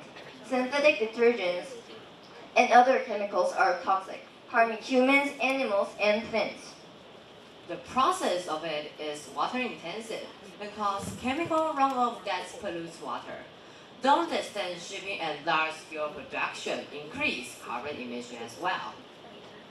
These are just a few small yet significant applications of used coffee grounds. Besides the practice we've introduced today, there are other potential uses for coffee grounds. The Korea Institute of Machinery and Materials has been developing technology to convert used coffee grounds into biogas. In Taiwan, Barista Chen Qiming produces mosquito repellent incense from coffee grounds. Renovo integrates coffee grounds into biodegradable plastic alternatives. Adopting a net zero lifestyle is a smart way to address climate change. By repurposing waste like coffee grounds, we support a resilient and sustainable society. That way, we can guarantee a brighter future for our planet. Thank you. 谢谢. 감사합니다.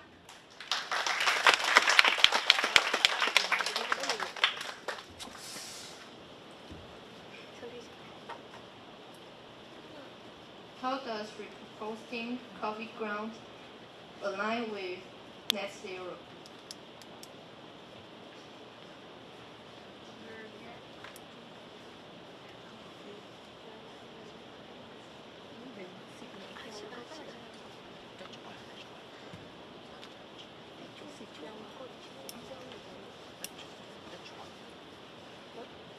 There are multiple ways to repurpose net zero with coffee grounds.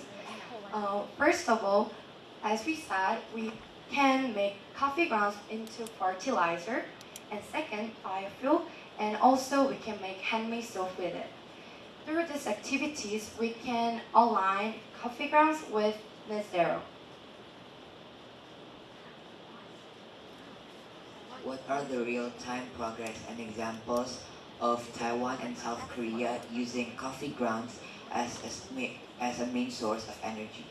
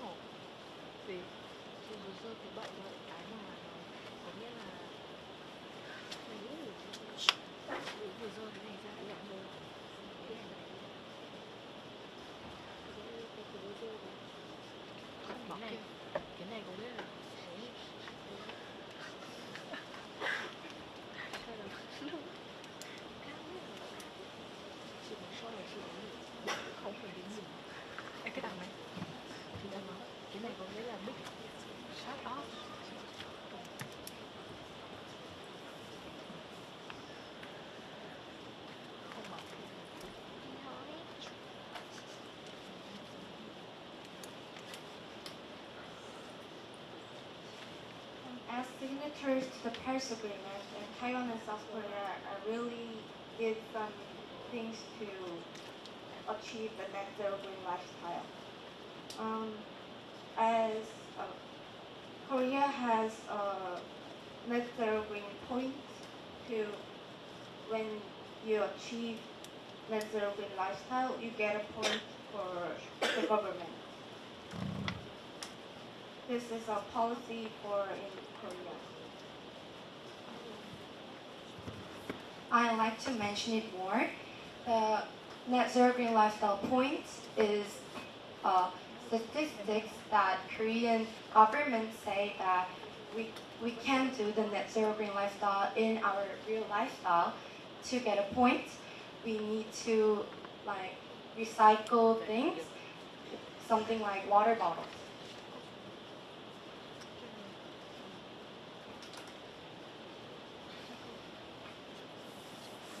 I'm sorry, but my question was, what are the real-time progress and examples of Taiwan and South Korea using coffee grounds as their main source of energy? Not about net zero.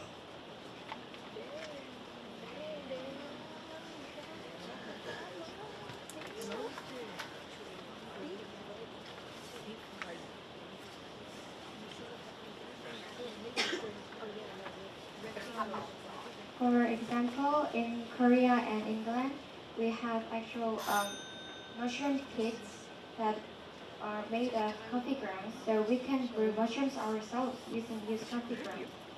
And we can get free coffee grounds around a coffee shop like Starbucks or for free.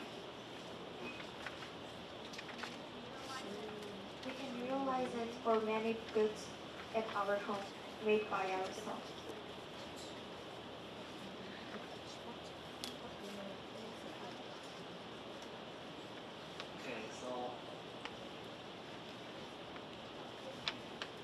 What's the cost of converting coffee grounds into biofuel instead of alternative biofuel sources?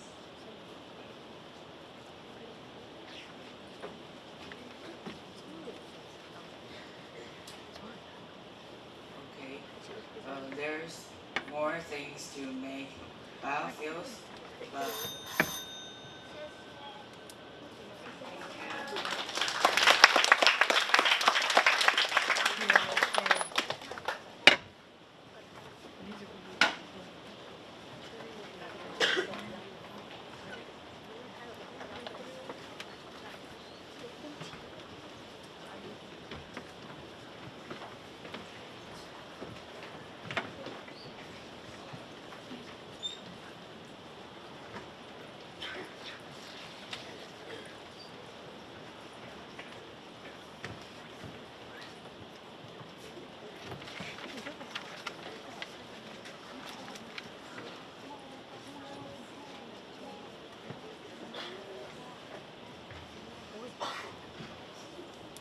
Next, D7 to the stage.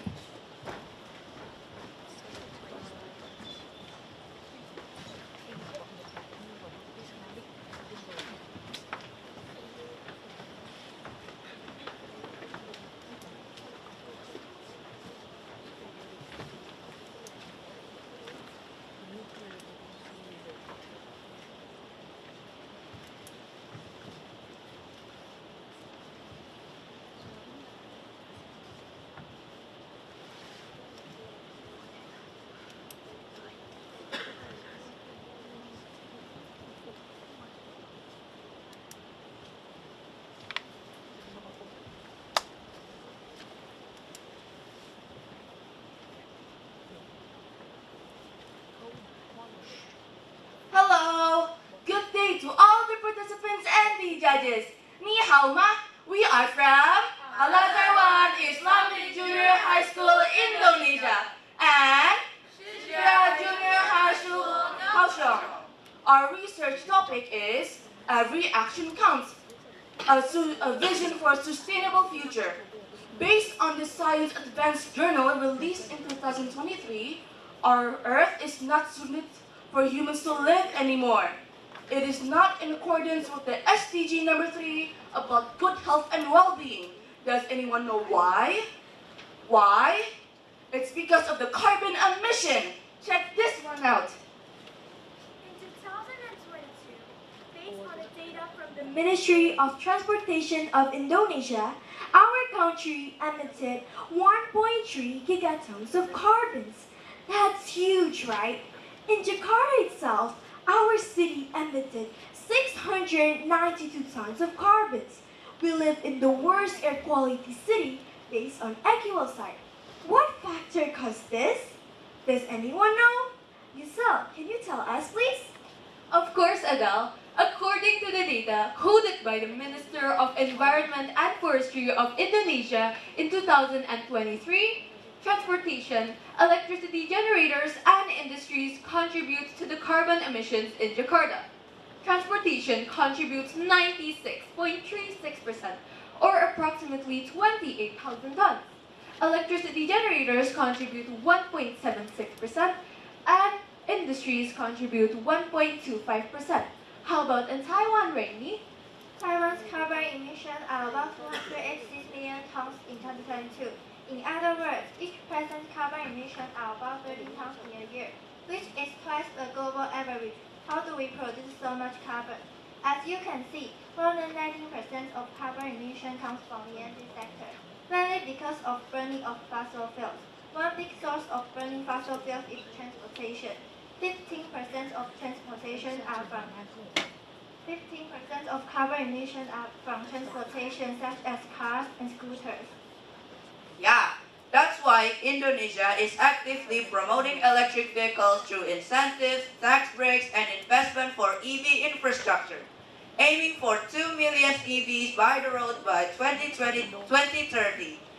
This is the part of our country's commitment to reduce carbon emissions and advancing green technology. The growth of EVs in Indonesia has been remarkable. According to the data from the Coordinating Minister for the Economy of Indonesia, as we can see in the screen over here, in 2019, the total EVs population was just around 1,000 units, and it quickly grew to around 4,000 units in 2020 and 16,000 units in 2021. By 2022, the number had reached to around 42,000 units and increased significantly to around 120,000 units in 2023. As of April 2024, the number has risen to roughly 133,000 units. This shows Indonesia's rapid progress in adopting electric vehicles, reflecting the government's successful initiatives and the growing demand for green transportation.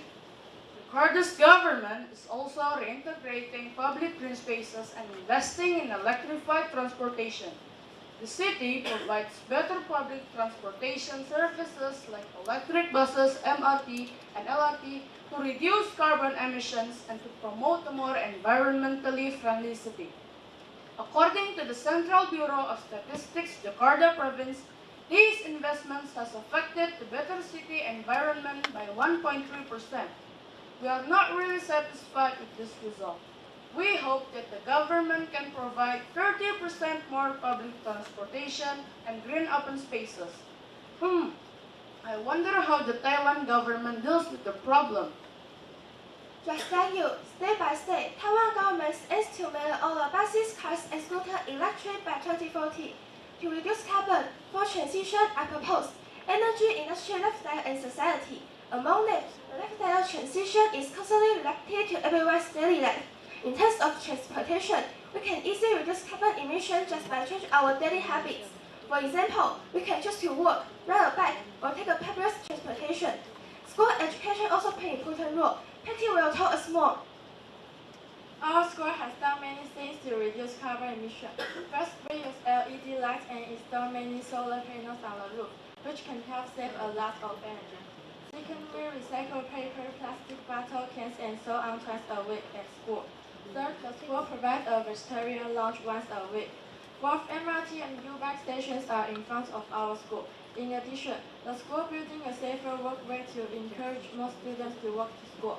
How about school, Carola? Our school supports several movements related to the net zero green lifestyle. One of our main goals is to encourage students and others to bring their own tumbler to reduce waste. To support this idea, our school has provided water dispensers on every floor, making it easy for everyone to refill their tumblers. Additionally, our school is located in a strategic area with easy access to public transportations, such as MRT and BRT. And currently, 49% of our students and teachers use public transportations for daily use. And by doing that, we hope that we can reduce pollutions that are made by vehicles. That's very impressive. In order to encourage more actions and raise awareness, we are planning a carbon fighter competition at school. First of all, we made a passport for each class. There is a checklist of action. We provide the data of carbon emission beside action. The items on the checklist include fast transportation through plastic and nets, because they are most common things in our daily life have the carbon emissions. We have a test. We compare 4 class for 3 days at our school. These are the findings. In December, carbon emission from the lights and the fan only take 2%. However, if we choose the air conditioner in the summer, there will be more carbon emission. Half of the students walk and ride a bike to school, so the carbon emission from transportation only takes 10%. Many people walk and ride a bike to school, not taking a car, so the carbon emission there will cause 2 kg carbon emission. If 500 people do this, the total will be 1,000 kg, equal to planting 100 trees. In December, more carbon emissions are from food. If we eat a beef a day, there will be 15.5 kg carbon emission. However, if we choose the chicken, the carbon emission will drop to 2 kg. Well, that is all from our presentation. We hope that you all can enjoy and understand it. So let us all change our lifestyle so we can live on Earth longer. Remember, small actions can win big.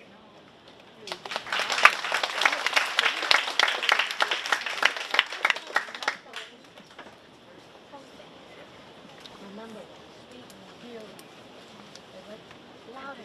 Put your middle this before that you have to do it at first like it makes noise. Don't speak on the top. I know there are many ships and motorcycles in Taiwan. Even there are lots of factories in Indonesia.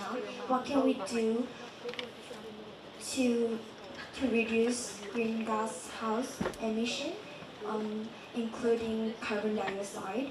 What can we do at there? What can we read about that? Thank you very much for your question. We will try to answer it. About the industries, we personally, as students, we cannot do much about it, right? And mostly, the someone who can do it is the government. We don't know what they can do for it, but we hope it's good for our planet. Meanwhile, for transportation, in Indonesia, they're supporting and promoting electric vehicles. So, a lot of the people in Indonesia, and as mentioned by Raihan, has been using electric vehicles, and it's been improving rapidly per year. So I think that's all from us. Thank you very much.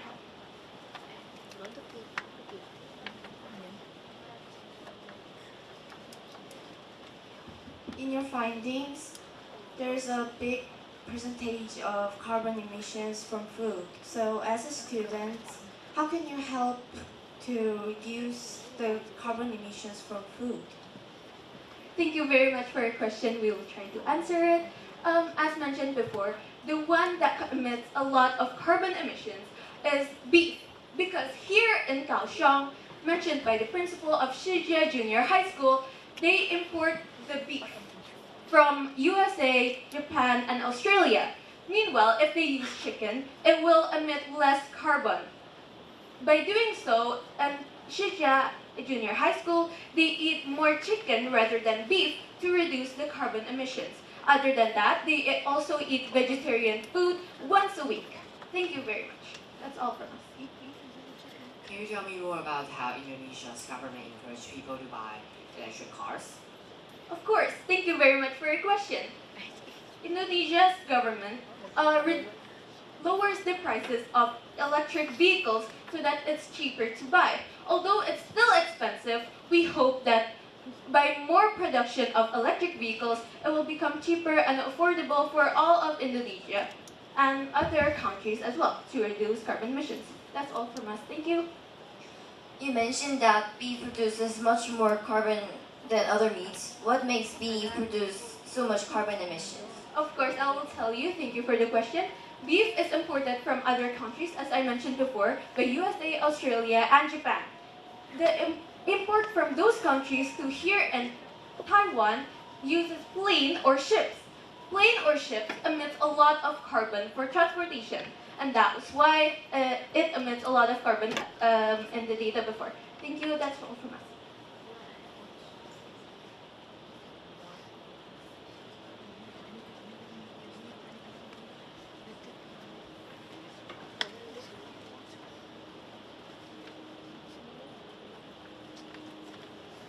But I know that there's a problem with the beef cow's fart, and how do you think about it? So how do, as you mentioned before, USA, Japan, and Australia can solve the problem with the cow's farts, that which emit the carbon dioxide a lot. I'm sorry, would you mind repeating the question? Fart? I don't understand that.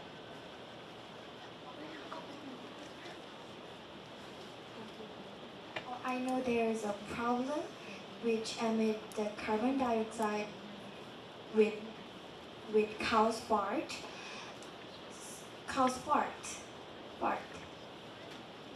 So how can the Australia and USA and Japan can solve the problem with about cow's fart? Thank you for the question. We don't know, as we're from Taiwan and Indonesia, we don't know what USA, Australia, and Japan will do with the cow fart. Although we hope that they will do a lot for that and maybe use it for fertilizers and other stuff. Thank you very much. That's all from us.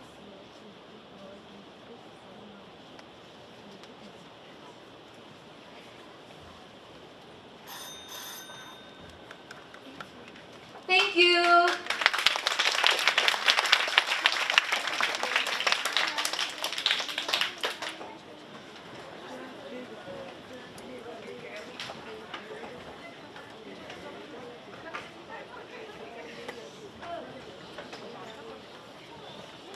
Next, D8 to the stage.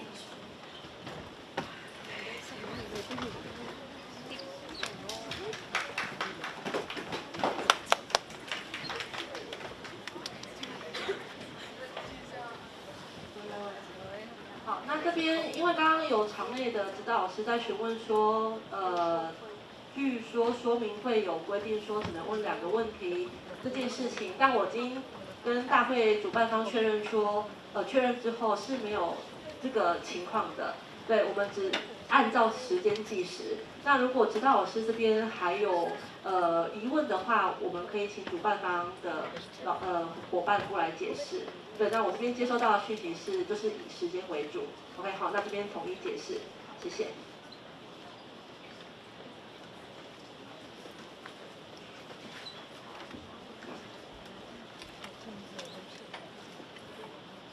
Hey, Mika, what's the day today? Today is December 27th, but why is it so hot this winter? It wasn't like this before. Yeah, in prediction, we would already be very long stay. I've also felt the climate change in Indonesia. The weather has become increasingly unstable.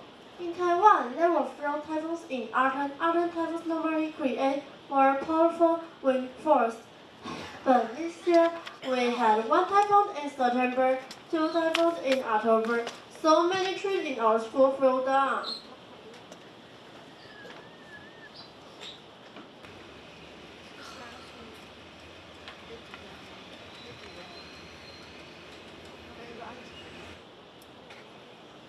Hey, are you okay? Yesterday typhoons were so scary. I didn't dare to go out. I wonder what happened on our campus. Let's go take a look together. Oh my god, some many trees have fallen and the classroom windows are broken. What shall we do? We have lost trees, the birds and insects have lost their home. Even worse, our school's carbon absorption capacity has greatly decreased. What can we do? The impact of the typhoon on you is really significant. Did you also face some problem? Yeah, there has been a big problem that has been bothering us.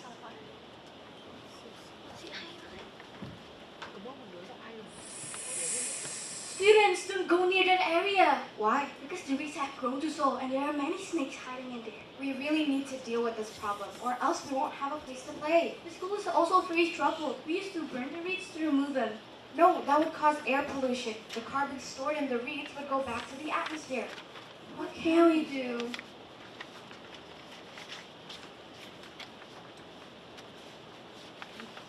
Good morning, everyone. We are Wonfu Junior High School And Al-Azhar 28 Islamic Junior High School.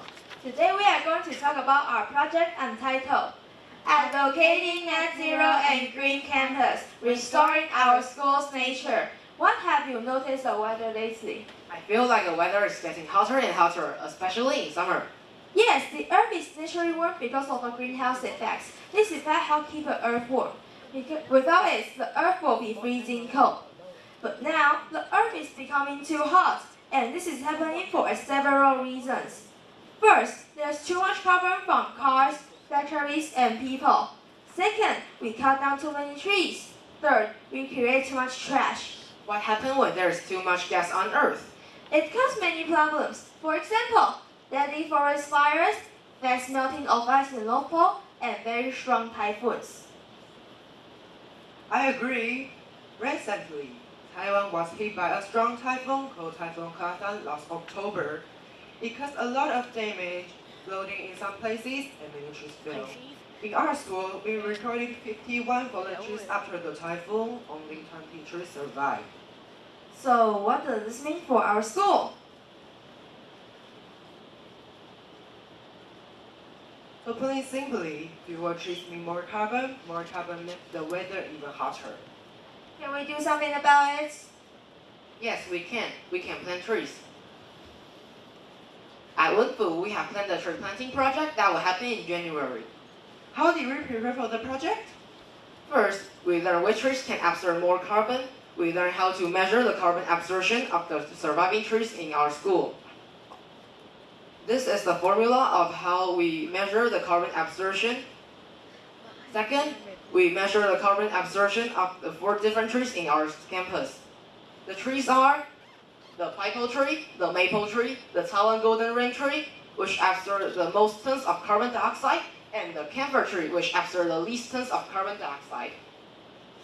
Third, we asked some of the students in our school to help us to choose which trees to plant. We have a voting and students choose which trees they wanted to plant. The results were clear. The maple tree won by 36 votes. In January, the total of 10 trees will be planted around the school. 1 for ASAP member, and 1 for leader club, and 8 for 9th grade classes. In conclusion, our planting project is a simple yet important step to reducing carbon and make our school greener. By involving everyone in Wonfu, we can work together to fight climate change and create a better future. Let's take action and make a difference. 1 tree at a time. Hi everyone, my name is Zaya and I'm going to introduce my team. There's Mika and that's Kyra and Nicole. They're going to talk about a sustainable innovation for better life and our planet. And my friend Kyra will tell us clearly.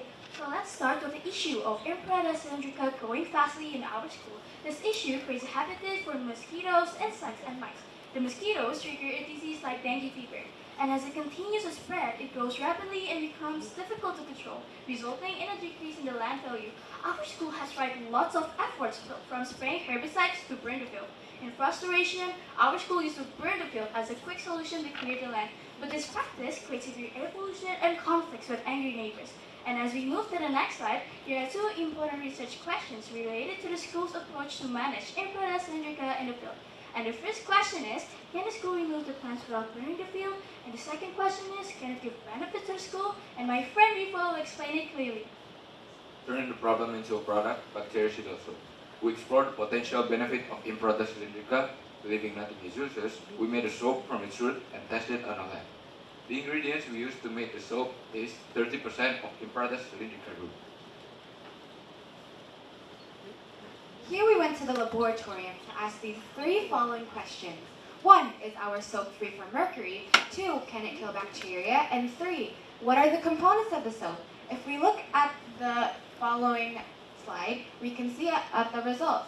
For the first question, does it contain any mercury? No, it doesn't. It's undetected. And for the second question, can it kill bacteria? Yes, it can. We tested the soap on 2 bacteria. 1 is E. coli, which causes diarrhea, and 2 is Pseudomonas, which causes pneumonia. Our soap kills these bacteria in 1 minute. And for the last question, what are the components of the soap? The components of the soap are flavonoid and kalium. Can the school remove Imperator cylindrica without burning it to decrease carbon? The answer is yes. The school can remove Imperator cylindrica by manually cutting the grass or digging out its root. This method helps avoid carbon emission and help control its growth. Can Imperator cylindrica give benefits to the school? Yes, it can. We can make bacterial soap from it, and by doing that, we can decrease burning fields and then decrease carbon from the atmosphere. Limitation of the research. We only investigate the roots, not the whole parts of the plant, and it takes at least 13 days to test the soap to the bacteria. Through research and environmental efforts, the students can play an important role in promoting and advocating the natural lifestyle. Thank you, everyone!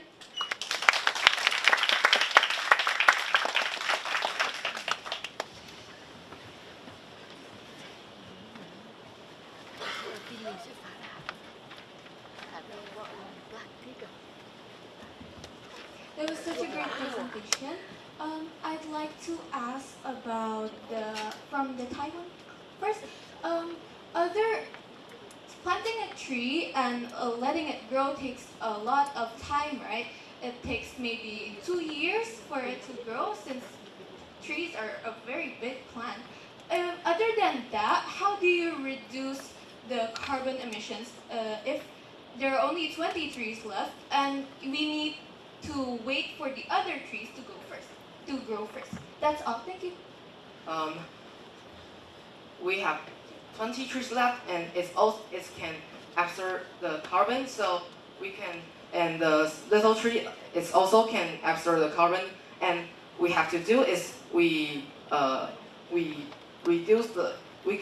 should reduce the carbon that it's not so fast that the trees need to absorb the carbon, so it's the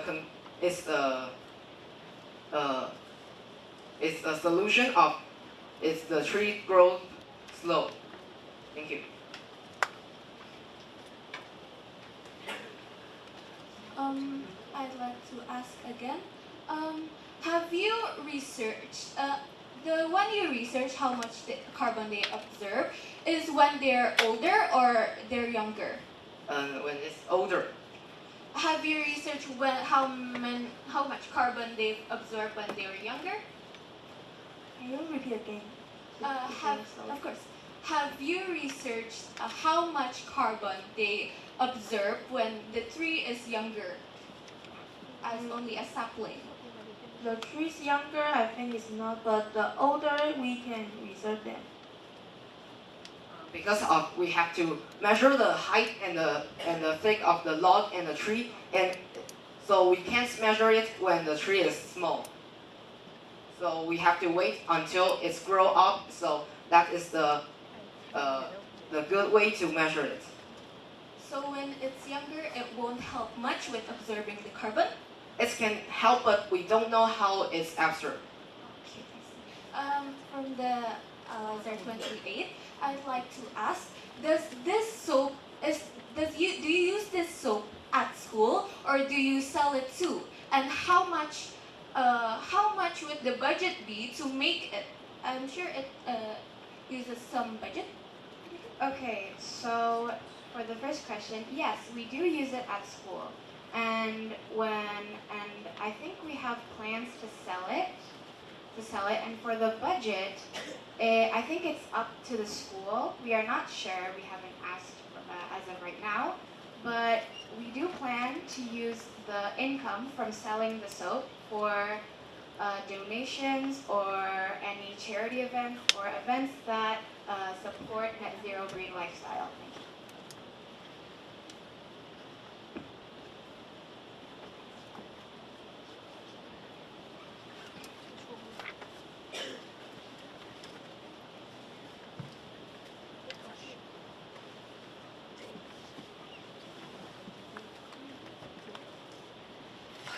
How effective do you think that using the soap, by making the soap, how effective would it be?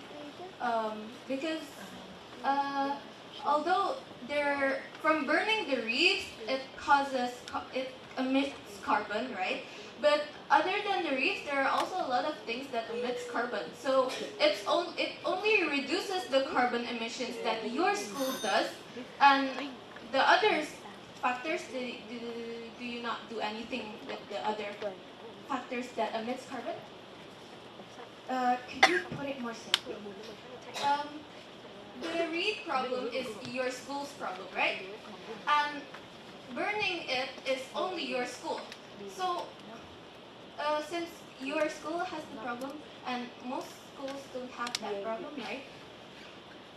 Well, in Indonesia, I'm not sure, but in Indonesia and in most places, kogon grass is known as an invasive species. And a lot of people burn it because they need more space, and it's a fast way to get rid of the kogon grass. So I think this is more of like a worldwide problem. Okay. Then would you promote this solution to other? Thank you. That was a great performance.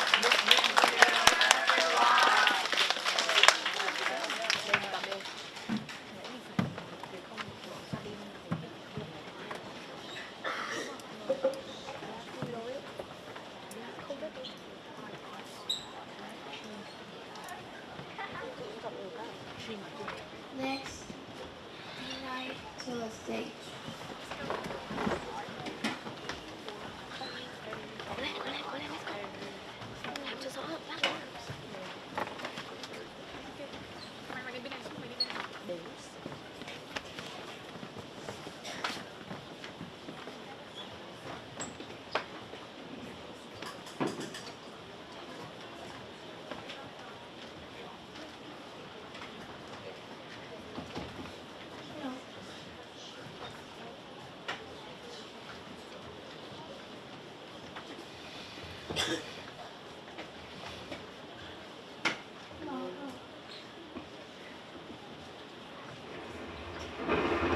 Asia's most powerful storm this year has arrived in Vietnam.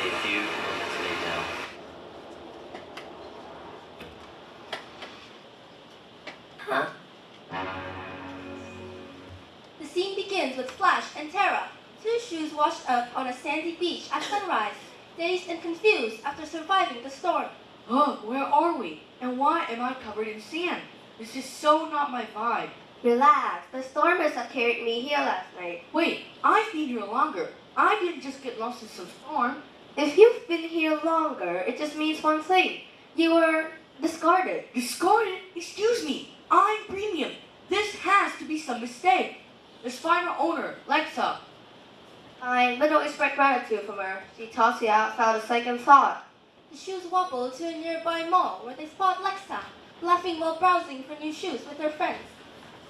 Unbelievable! You're replacing me already? Flash, Terra, Doesn't matter. You barely used me before throwing me out. Now you're buying more? Well, I got bored. Do you realize how much waste you're causing? And you're also spending more money. But if we all buy less, won't the business fall? People could lose jobs. So how do we protect the economy and live sustainably? It is a small story about the fashion industry. A lot of people are aware of living green, but they are also wondering if it harms the economy. Going green might indeed affect a sustainable company. However, the long-term benefit will outweigh this challenge. Let's take VinFast, an electric vehicles company founded by Vingroup, as an example. VinFast will be the largest corporation in Vietnam? Yeah.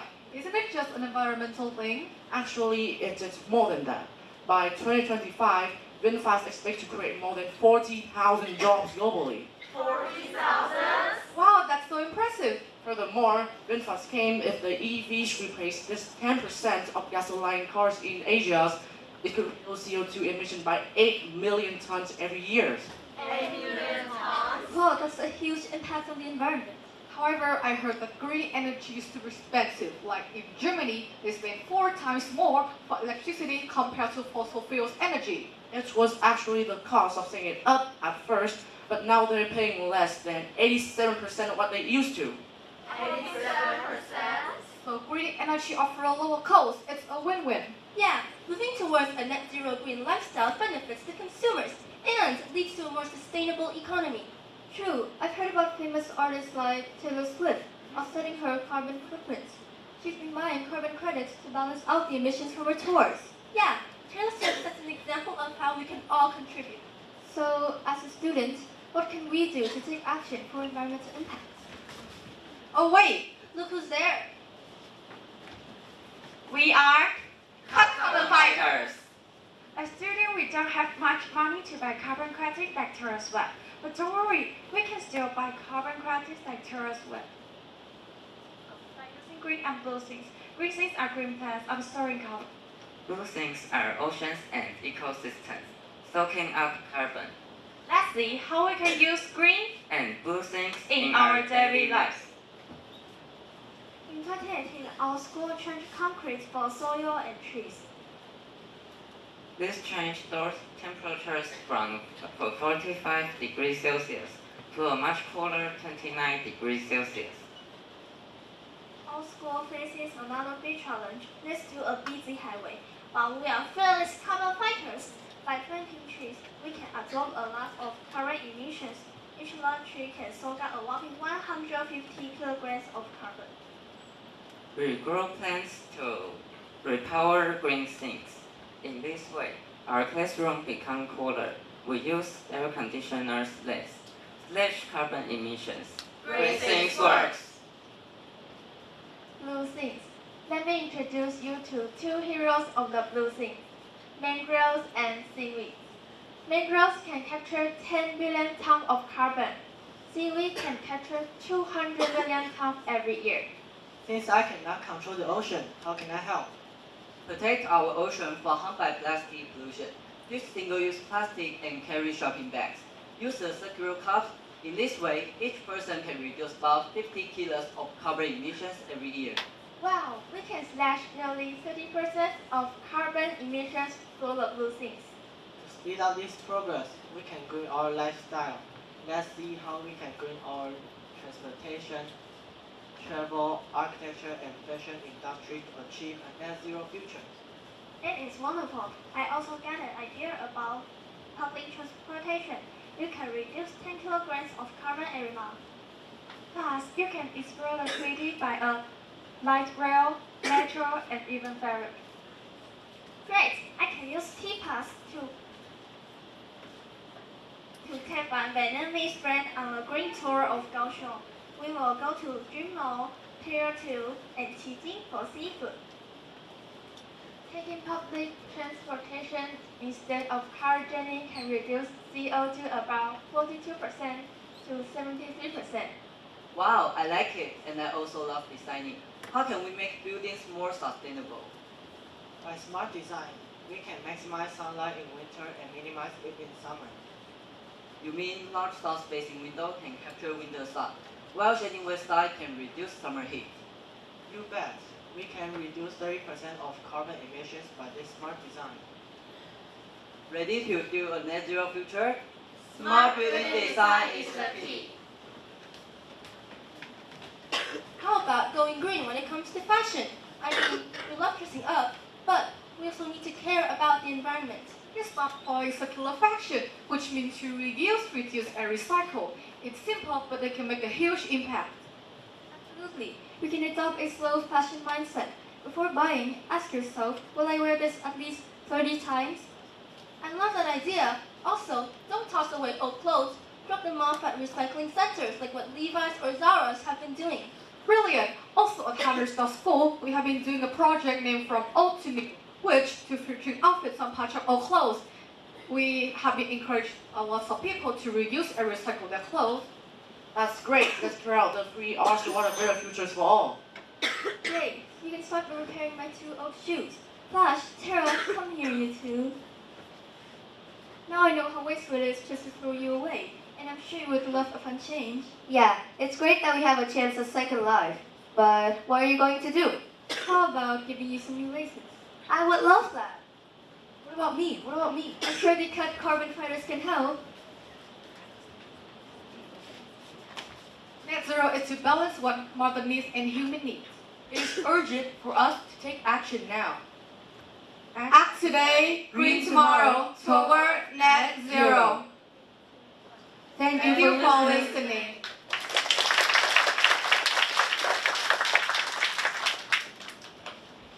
I want to ask about the green energy. What do public school have to give up when using green energy that might make students less comfortable? And how should school handle it?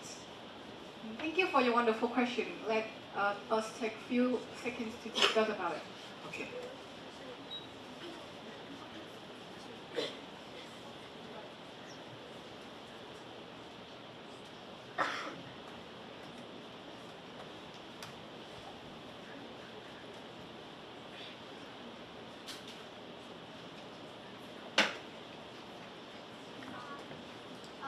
Sorry, can you repeat the question, please?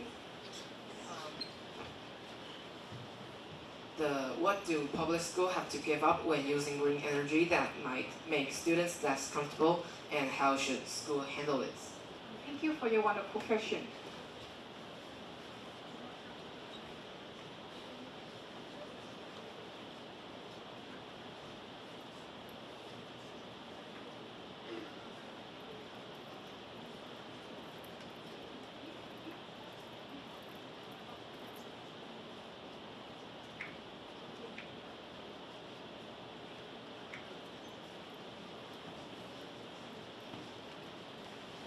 Well, thank you for your question. Well, actually, schools don't have to give up that much to achieve a net zero build. Like, for example, small actions count. Actions as simple as planting trees or recycling do have a very big impact.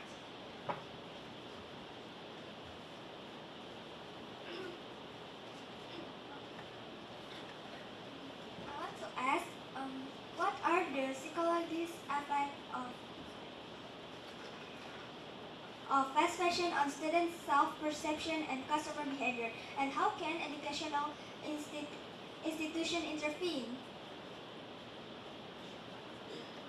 Can you please repeat the question, please? Thank you. How does fashion affect students' self-esteem and shopping habits, and what can schools do to help? Thank you for your question. I would like a few seconds to discuss.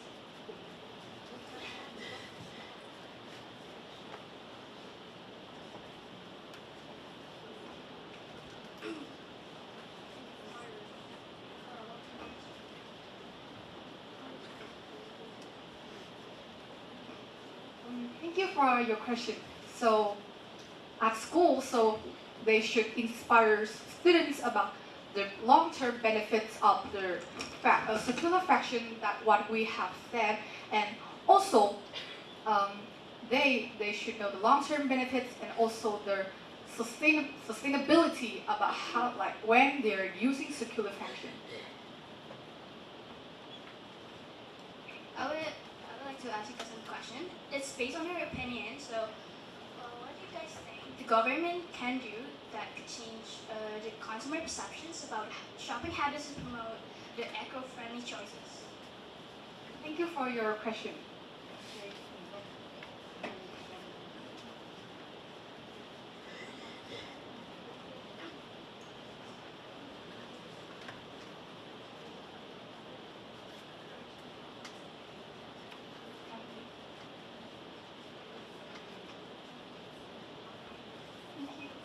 We think that as to the government, we would like to encourage them to create eco clubs or campaigns. They can create local communities to support the green lifestyle and implement policies that support the net zero goals.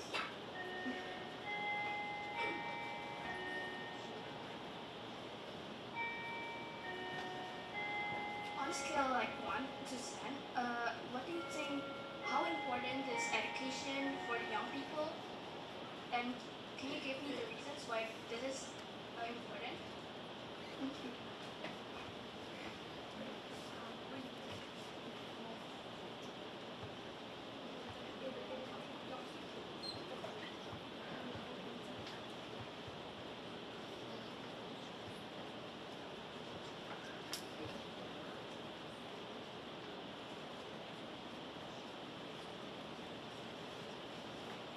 Well, thank you for your question. Actually, education is raising people's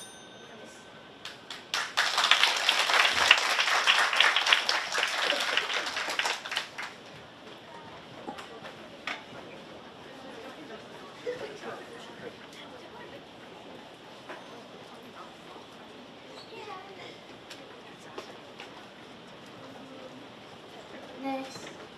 D10 to the stage.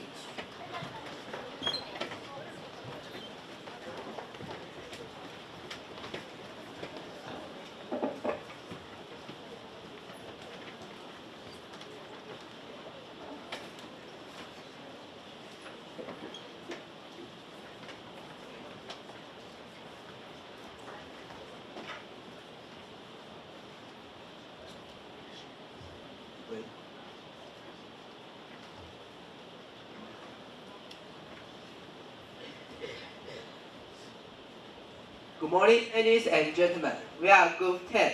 Our topic is Issue and Challenge of Disposable Plastic. Disposable plastic has become a global environmental crisis, with devastating impacts on our oceans, ecosystems, and human health.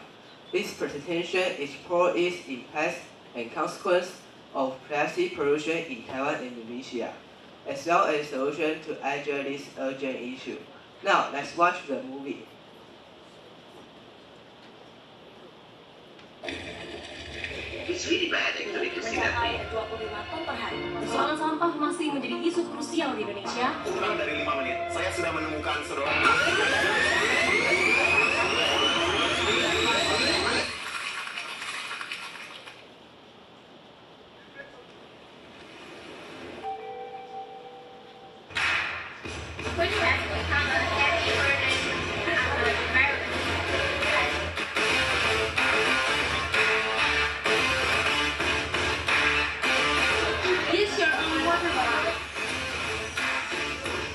Instead of using paper bag, I bring my own lunchbox to store my food. One plastic bag we use will take a decade to decompose. So, we reuse, reduce, and recycle the plastic bag. No, I'm not using plastic bag, everyone. We are...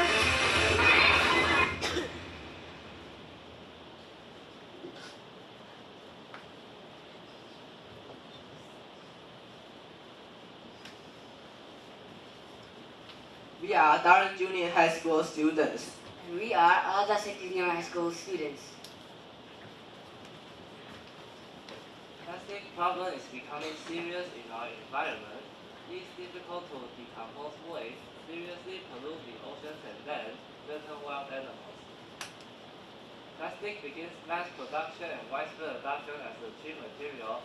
Taiwan generates approximately 3 million tons of plastic waste every year. About 1.5 billion tons of plastic waste flows into the ocean every year. Taiwan's plastic recycling rate is only about 20%. These are common plastic products in Taiwan: straw, spoon, and plastic bags. Plastic waste has become a massive ocean garbage patches, some even larger than the entire country. And tiny microparticles pollute marine environment and food chain. Marine animals often get trapped and injured by plastic waste. For example, the turtle is trapped by the fishing net. Plastic chemicals can leach into food and water, causing hormonal disruption and other health issues. Plastic pollution harms wildlife, contaminate habitat, and disrupt marine food webs. The cleanup and environmental damage from plastic waste costs billions globally each year. Now, let me tell you about plastic waste in Indonesia. Indonesia has a big problem with plastic waste and is the second biggest source of plastics in the ocean. Most of cities in Indonesia has a very bad problem for reducing plastic. Indonesia is facing a growing plastic waste crisis, producing 6.8 billion tons annually. And without action, plastic waste in the ocean will rise by 200% by 2025. This escalating issue endangers marine biodiversity and calls for immediate, innovative solutions to suppress its impact. This diagram illustrating the effect of plastic waste in Indonesia. Some waste is collected through a formal system. A portion of waste is collected by informal waste pickers. Both of them may be recycled or end up in landfills. The bar graph depicts the fate of plastic waste in Indonesia, categorized by all collection methods. This highlights the need of frankly formal waste collection. Here, how we can be part of the movement. Reduce plastic pollution by saying no to single-use plastic and choosing eco-friendly choices, support sustainable brand, spread awareness, and take action by volunteering or donating to fight plastic pollution. Indonesia plans to reduce plastic waste and manage plastics better by 2025. To make plastic more useful, participate of the community initiative of plastic waste collection drives and upcycling workshops. By engaging this effort, you can contribute to a more sustainable future and reduce the environmental impact of plastic waste. We even make a reduced plastic fashion show, where our teachers make fabulous dresses like this. We also the Panda Water Group. The Panda Water Group viral TikTok video cleaning river full of plastic has reached millions of followers and raised awareness, particularly about plastic waste. Their efforts highlight the power of youth-driven movements and address critical environmental challenges like these. Here's what they do. First, river cleanup. Second, raising awareness to their social media. Third, inspiring others. Their action have inspired many individuals and communities to take action. Small steps, big impact. It's a simple action that can make a prominent difference by reducing plastic waste, reusing items, and making conscious choices so that every individual can contribute to a greener future. What can we do to improve these situations? First, do garbage sorting and recycling. Second, developing and promoting reusable packaging and containers to reduce single-use plastic like bags, straws, and utensils. Third, exploring alternative materials like bioplastic to replace traditional plastic. Governments are implementing bans on certain single-use plastic items. Some countries have introduced taxes or fees on plastic bags and packaging to discourage consumption. These are some individual actions to reduce plastic. First, avoid single-use plastic by carrying reusable alternatives. Second, stop using disposable plastic products in daily life. Third, probably sort and recycle plastic waste to prevent it ending up in landfills and oceans. Fourth, support policies and initiatives that address plastic pollution and encourage others to do the same. Remember, every action, no matter how small, can contribute to a greener future. Together, we can be the generation that turns the tide on plastic pollution and restores the beauty of planet Earth for generations to come. The journey towards greener Earth requires sustained effort, education, and cooperation. So, through these combined endeavors, we can pave the way for a greener and healthier future for the sake of our future generations.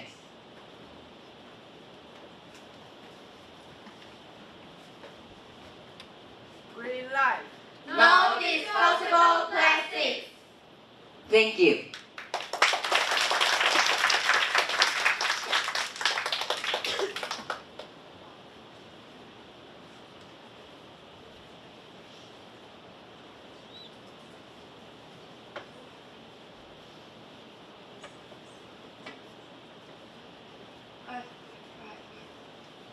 Do you have any actions for these topics?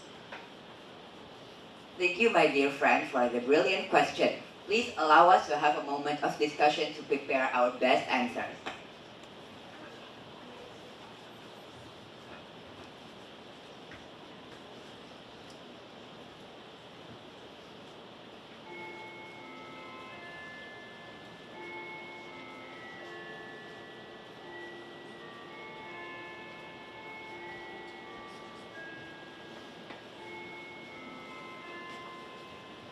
Our school canteen, we bring our own bags to replace plastic bags.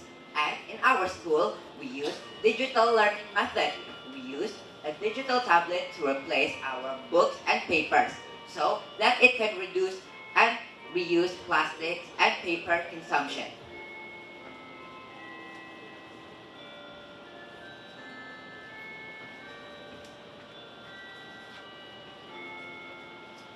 Thank you for your answer. I would like to, I was wondering. Thank you for your insightful presentation, but we were wondering, plastic has its benefits, and what if the people, the students, do not want to stop using plastic? What should you do to encourage them and inspire them to drop plastic? Thank you for the brilliant question. Please allow us to have a moment of discussion to prepare our best answer.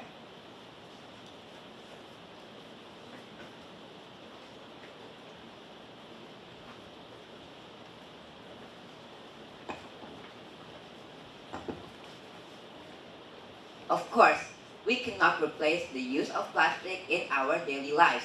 However, we can reduce the use of plastic and replace the use of plastic in our daily lives, such as bringing our bags, water bottles that are made of environmental friendly alternatives, such as metals and other alternative materials. So that every student and people doesn't have to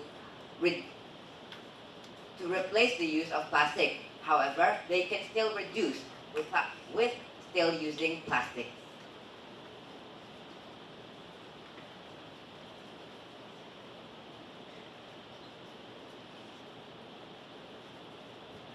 Thank you, but can you emphasize how they can encourage the students to stop or minimize their plastic usage?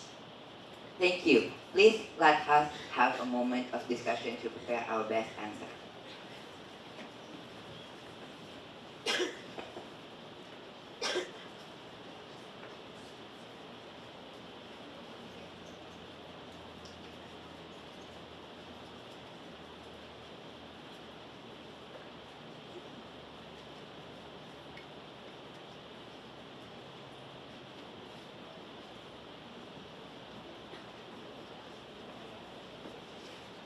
Our school, in their Instagram account, have inspired many of our students to do the same and contribute to green conservational efforts.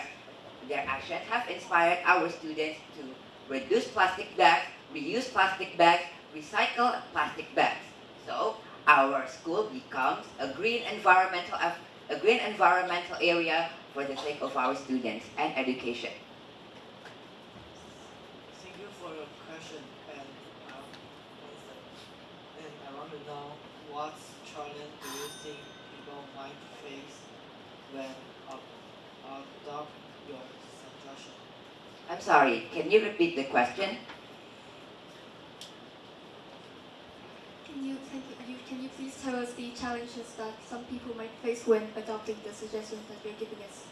Please let us have a few moments of discussion to prepare our best answer.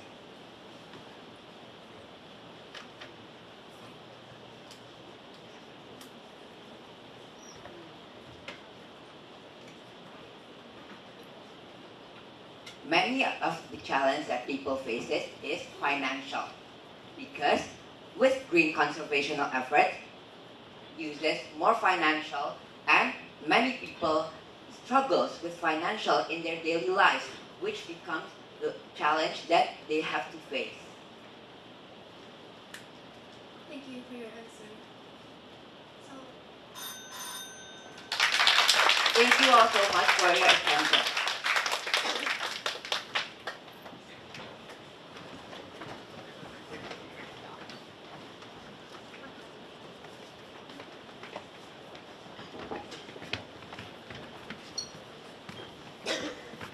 you for your presentation. 那我们这个场次的报告就到这边结束。好，那请各组呢，请把你们带来的东西都记得带回去准备室。好，那我们一律从前门离开，一律从前门离开。好，那就请大家往前门的方向走。好，东西记得带走，东西记得带走。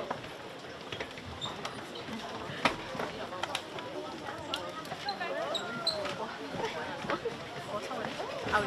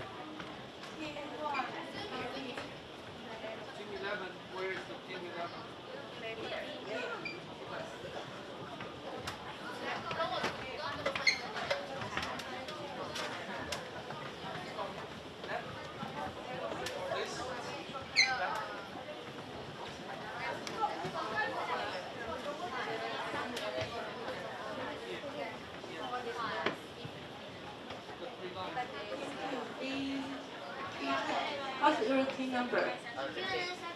50.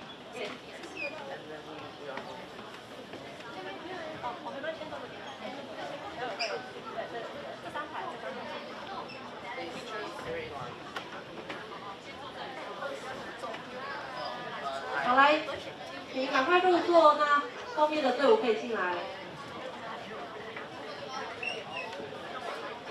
来，detail here, come here, come here.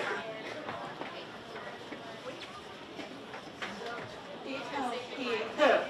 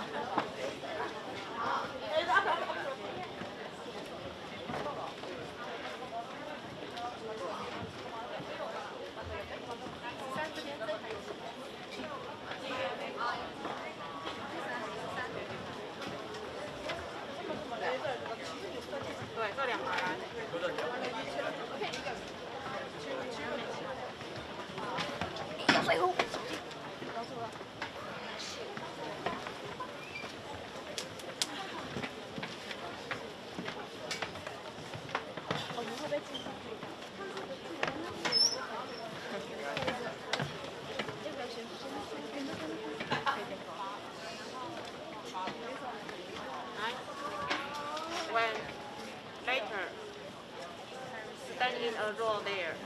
When you are in order, Miko. Everyone please stay attention here. So during the competition, we can use cell phone, okay, including taking pictures. Okay, so teachers and students, everyone, we can use cell phone. Okay, thank you.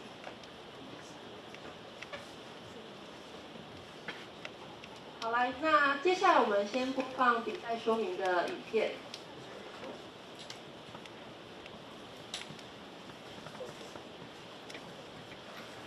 Good morning, everyone. Welcome to 2024 Asian Student Exchange Program. During the competition, here are some rules to follow. 各位早安，欢迎来到2024年亚洲学生交流计划。在比赛过程中，请遵守以下规则。First, the presentation time is limited to 8 minutes, followed by 5 minutes for an interactive Q&A session. 首先，简报时间限制为8分钟，随后进行5分钟的互动问答环节。A bell will ring once when the presentation reaches 7 minutes, reminding you of the time. At 8 minutes, the bell will ring twice, and you must immediately stop your presentation. 当简报时间到达7分钟时，会响铃1次，提醒您注意时间。在8分钟时，会响铃2次，您必须立即停止简报。During the Q&A session, the presenting team must ask 1 to 2 questions, which will be evaluated by judges and add 0 to 2 points to the final scores. 在问答环节中，上一组必须提问1至2个问题。这些问题将由评审评分，并根据评分结果为最终分数加0至2分。This session is limited to 5 minutes. A bell will ring once when it reaches 4 minutes, reminding of the time. If it reaches 5 minutes, the bell will ring twice, and you must stop the Q&A immediately. 此环节限制时间为5分钟。当时间到达10分钟时，会响铃1次，提醒你注意时间。如果时间到达5分钟，会响铃2次，您必须立即停止问答。Secondly, each team is equipped with 2 microphones and a presentation remote, and there is 1 microphone in the Q&A area. 其次，每队配备2支麦克风以及1支简报遥控器。问答区有1支麦克风。Teams can only use this facility provided by the classroom and cannot connect their equipment. Also, there is no internet provided during the competition. 队伍只能使用主办方教室提供的设备，不能连接自己的设备。比赛期间也不提供网络。Third, there will be a 2-minute transition time between each team in one batch. 第三，每组之间会有2分钟的上下台时间。Once you finish your presentation, please go to the Q&A area. The next team could come to the stage and get prepared. 完成简报后，请立即前往问答区，下一组可上台准备。Next, entry and exit are prohibited during the competition. If you need to leave temporarily due to the personal health issues, please leave from the back door quietly. If the teacher needs to leave due to instructing multiple groups, please use the transition time and also leave from the back door. 接下来，比赛期间禁止进出，如因健康因素需临时离场，请安静地从后门离开。如果老师需要因为指导多组而离场，请利用中场时间并从后门离开。Disruptions will lead to point deductions from the final score. 如果在比赛期间干扰，将导致最终分数的扣分。Thanks for your participation. Let's enjoy the presentation. 感谢各位的参与，请大家好好享受比赛。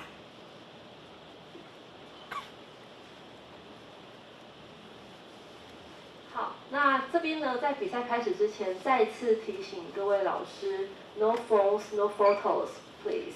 Thank you.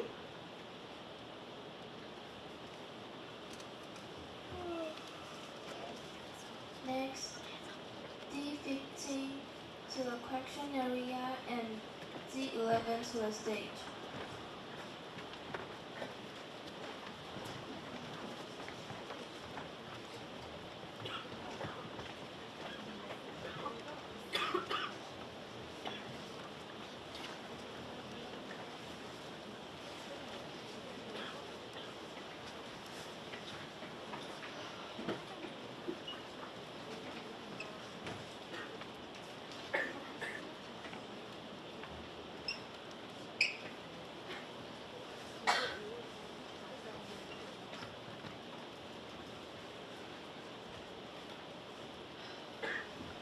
Dear teachers, distinguished guests, students from all over the world, students from Taiwan, and the judges. Dear teachers, distinguished guests, students from all over the world, and students from Taiwan, good morning. I am very happy to be here today to share with you our efforts towards net zero green lifestyle. We set our focus on green learning, green action. To begin, we must know, what does zero waste mean? Zero waste is a lifestyle that aims to reduce waste production by recycling, minimizing consumption, and maximizing the use of items. It aims to create a sustainable system with efficient resource use, reusable or recyclable products, and minimal environmental impact for a cleaner and healthier planet.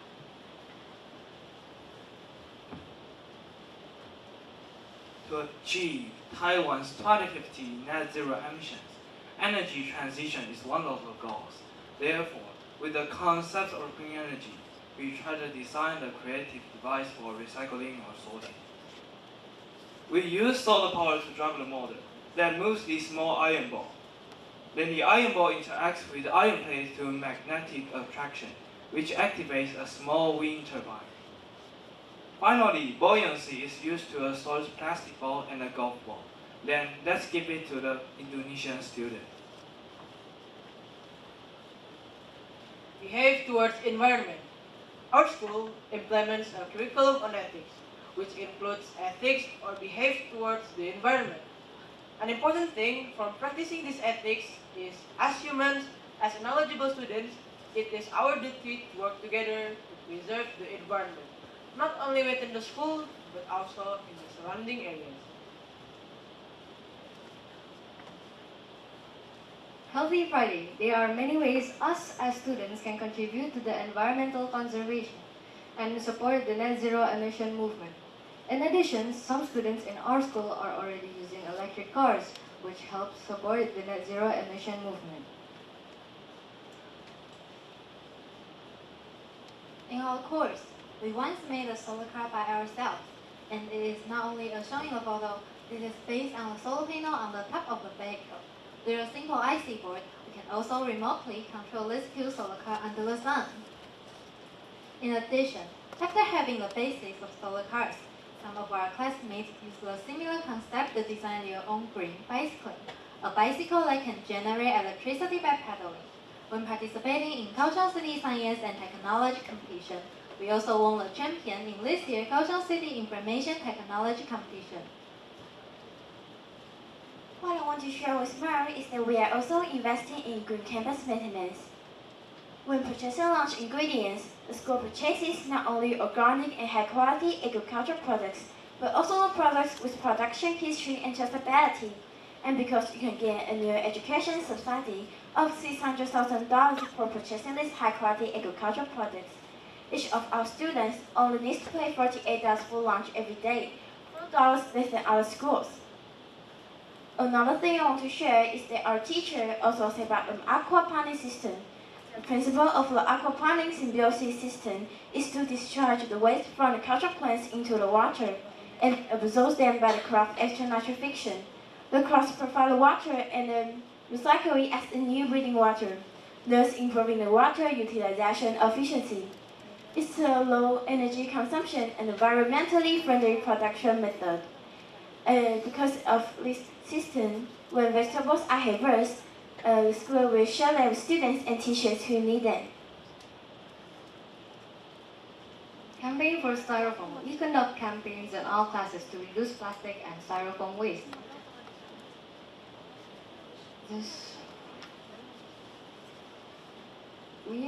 Our school also implements a catering service for all students.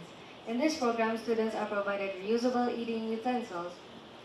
This program aims to reduce plastic and styrofoam waste that might result from students purchasing food outside of the catering service. Then, the photo was taken during our 3R program, Reduce, Recycle, and Reuse that fits our net zero emission initiative. What we did was create plant pots from plastic packaging of cooking oil that was no longer needed. What we did was clean it and decorated it to resemble a pot. However, achieving net zero green lifestyle isn't just about slogans or knowledge, it's about action. Let's focus on the 3 green actions: recycle, reuse, and reduce. During the morning study time on Friday every week, each class has the time to recycle resources. Although we are not allowed to recycle up to 3,000 kilograms of items and receive environmental funds from sales. To reduce waste, the school uses touchscreen blackboards and tablets for learning, minimizing paper and book use. We also hold monthly energy-saving competitions with bonuses awarded to winning classes by the principal. We'll focus on the reuse part of this year's bilingual fair. If you bring your own plastic bags or cups to purchase at the fair, in addition to the $10 discount in shopping in English, you can also win an additional $5.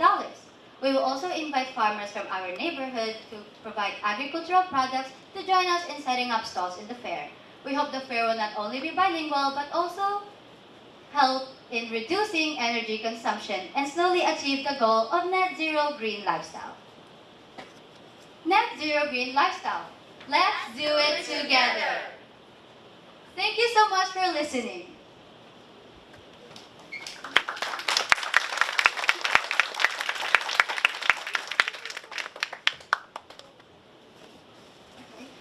Thanks for your great presentation. Through this, we learn many things and have some questions to ask you. According to your project, your promotional efforts are primarily focused on schools and are limited to influencing students. However, how do you plan to engage the broader public and adults? What strategies can you implement to inspire collective action across all demographics to achieve net zero?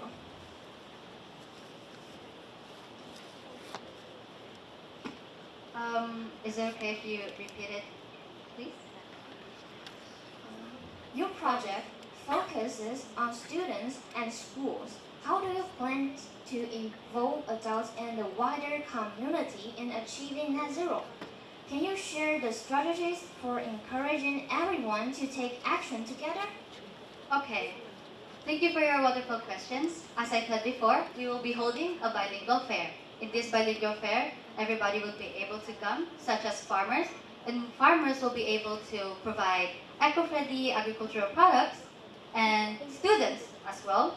Students will be able to practice the recycle, reuse, and reduce, and will be able to empower them to adapt eco-friendly practices, like I said, recycling, reducing waste, and reusing items.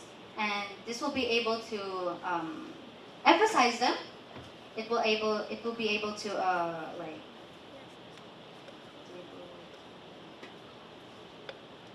help. It will have an impact on them, for other students or other people around them to contribute into minimizing waste as well. And if anybody here knows the answer as well.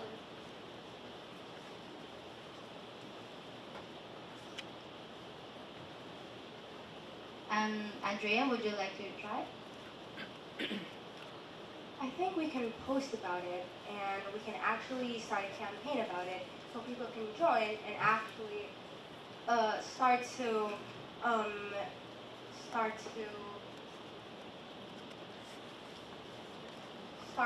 do the recycle, reduce, and reuse.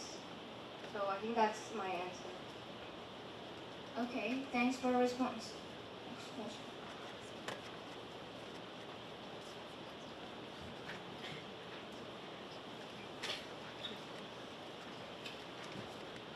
Thank you for your response, and here's the next question.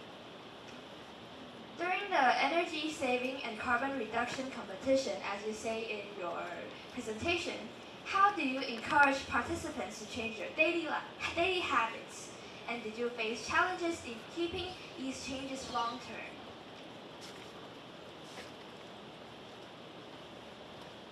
Okay. Regarding the energy saving competition, we implemented this into engaging students, into engaging them for the better of the planet, to help them adapt these practices for not only our school but also to reduce carbon emissions, those environmental strain, everything like that. It's basically engagement and a training ground for them a training ground for them to help the world. And these practices with the prizes, they'll be able to engage more and then help more. Anyone else?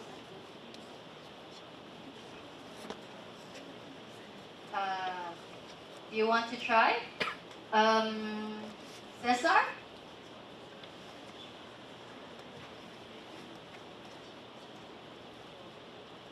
May you please repeat the question?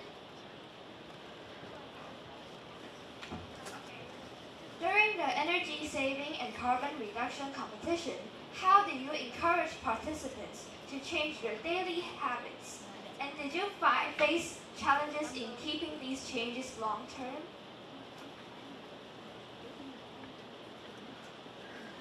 The bad habits, so we do the campaign for net zero, the styrofoam. So If we go to the school, we do tumbler and lunchbox.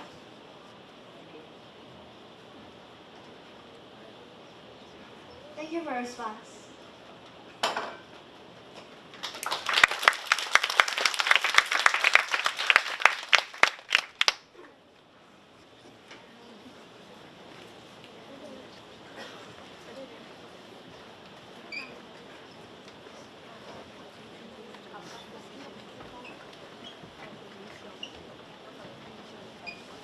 Team 11, please move to the question area. Team 11, move to the question area.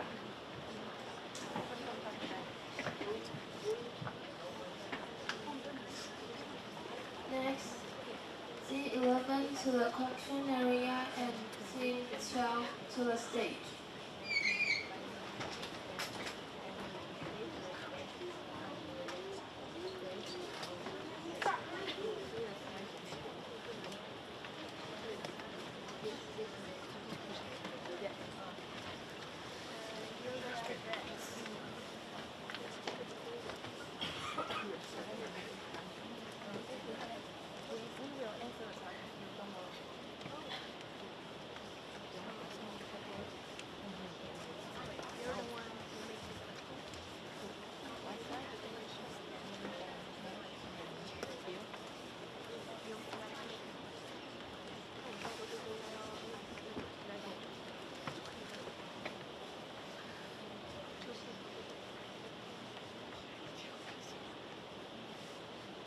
Welcome everyone.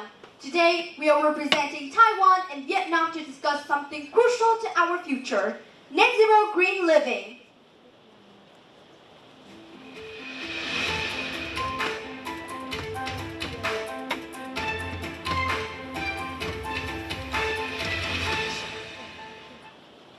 So, what is net zero green living? It's a lifestyle that focuses on lowering carbon emissions in everything we do, our food, clothing, housing, transportation, and so on. But why do we need to lower our carbon emissions? It's because they causes global warming.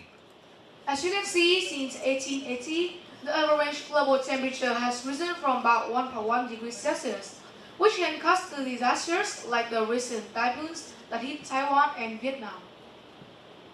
In 2015, the UN introduced the Sustainable Development Goals, or SDGs, which includes Goal 12, Responsible Consumption and Production.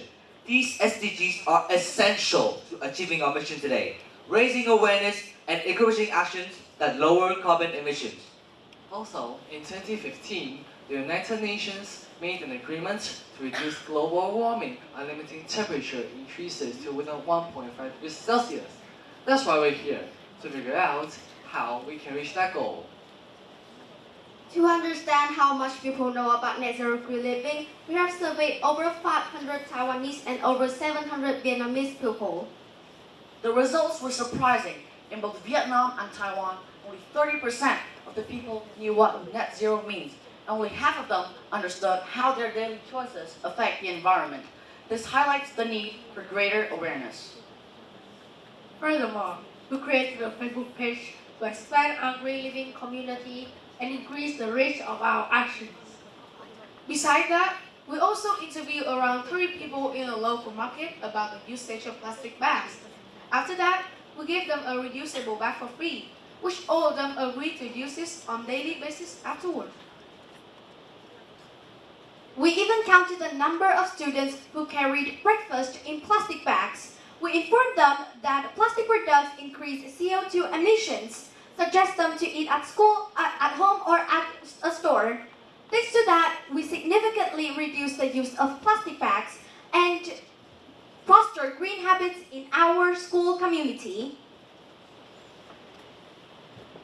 Green living is not just about planting trees, it means making smarter choices to reduce our carbon footprint. And where do these carbon emissions come from? They come from our daily activities, such as transportation, food production, eating, and clothing. Does that mean I have to give up my favorite food? Not necessarily give up, but there are other options. You're right.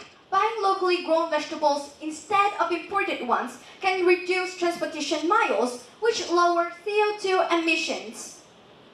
These plant-based diets can reduce greenhouse gas emission by up to 50%. That's huge. In Vietnam, electric scooters and cars are much more common. If everyone switched to a low-carbon transportation, emissions can be significantly cut down. Did you know that transportation accounts for nearly 20% of global CO2 emissions? Therefore, even small changes can have a huge impact. Small changes like walking and biking and local food production directly support SDG goals, making greener communities. Can we students do something? Yes, we have a task in our school, which was started by Taiwanese companies in schools across Taiwan. We got more than 100 students to participate in the 7-day carbon reduction challenge and adjust their living habits from their daily lives. They just need to adjust some simple habits consciously, like turning off lights and computers or setting the air conditioners to 1 degree higher. Guess what?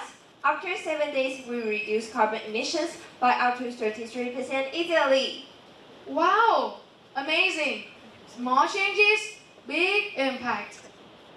That's fascinating. In our 30-day challenge mentioned earlier, we've also introduced daily activities where we save water, conserve energy, and adopt greener habits.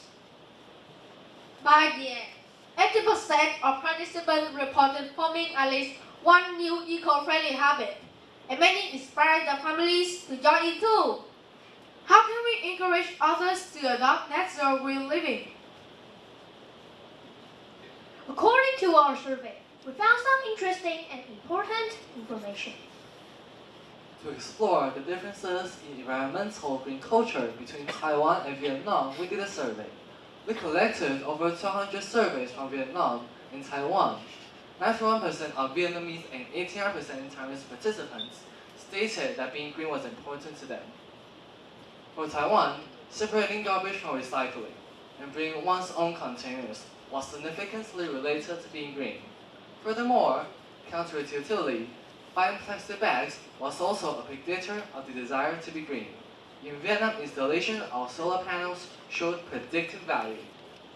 However, the use of the single-use items did not.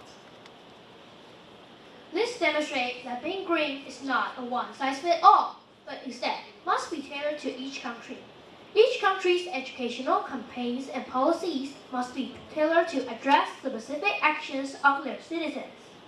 Taiwan must double down on its efforts to reduce plastic bags, potentially by increasing the cost of plastic bags, while Vietnam must focus on decreasing single-use items.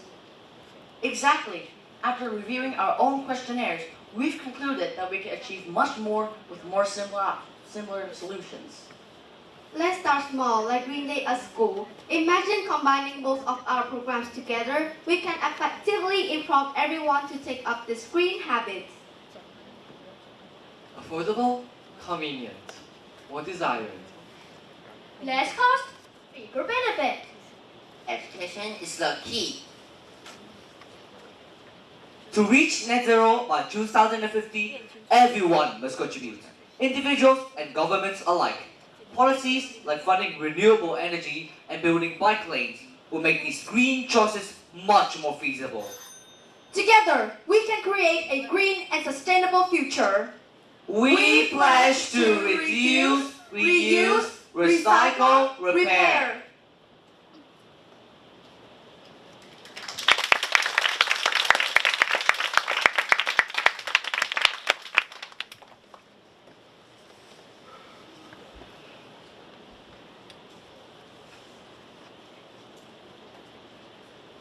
So, where's your ideas from? Thank you for the question. So, at first, in our Vietnamese part, our ideas come from simple actions that can make bigger actions. For example, simply by switching your plastic bags when you go shopping to a reusable one can make a big impact.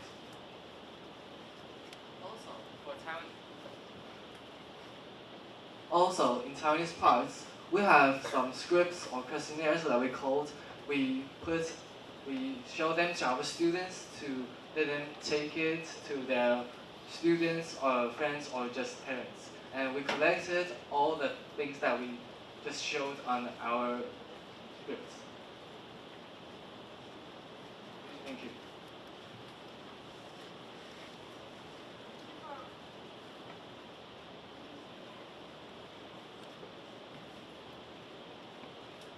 Thank you for the wonderful question. Answer, sorry. What have you learned from making this presentation? Thank you. So before I was already very into saving the environment, but when I learned about net zero, I've seen that small actions like the one that we presented in our slides can make a lot of impact, and also the relationship between actions and thoughts. So, for example, you can't just think that being green is enough. You have to start taking action.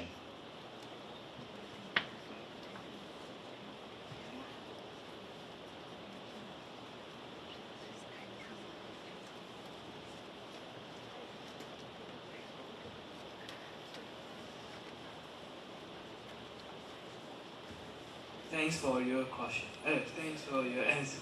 So, who's made this PPT? Vietnamese students and our Taiwanese students, we made it together, and we at the first time we are still in two places, right? Taiwanese part is made by our students, and we adjust some things from our daily lives. And how about the Vietnamese part? So in our region, we made the slides on another platform, and then we transferred it into the presentation slides.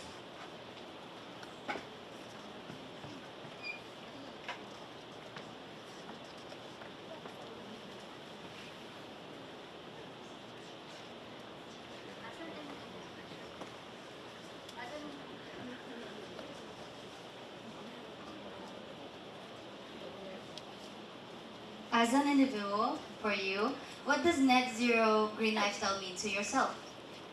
Thank you for your question. So for me, net zero green lifestyle means that you live in a way that you produce less carbon emissions than the amount that you put out.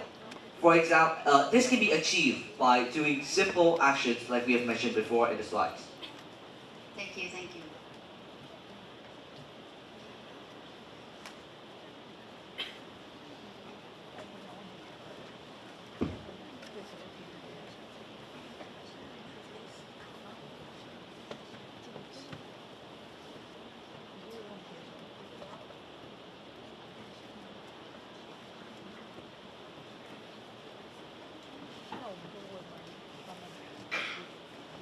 How do you practice this net zero?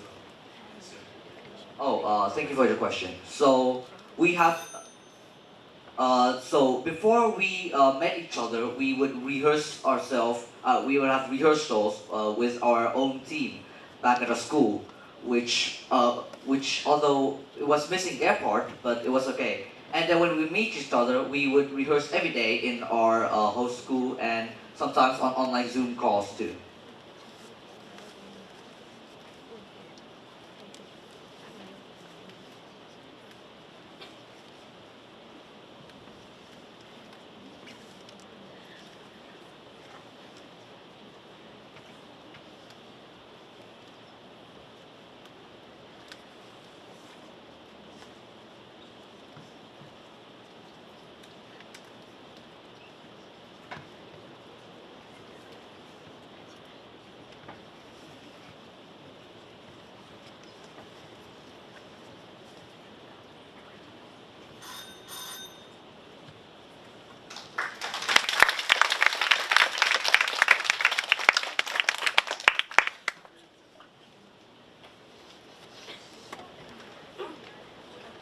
Please come back to your seat and move to the question area. Thank you.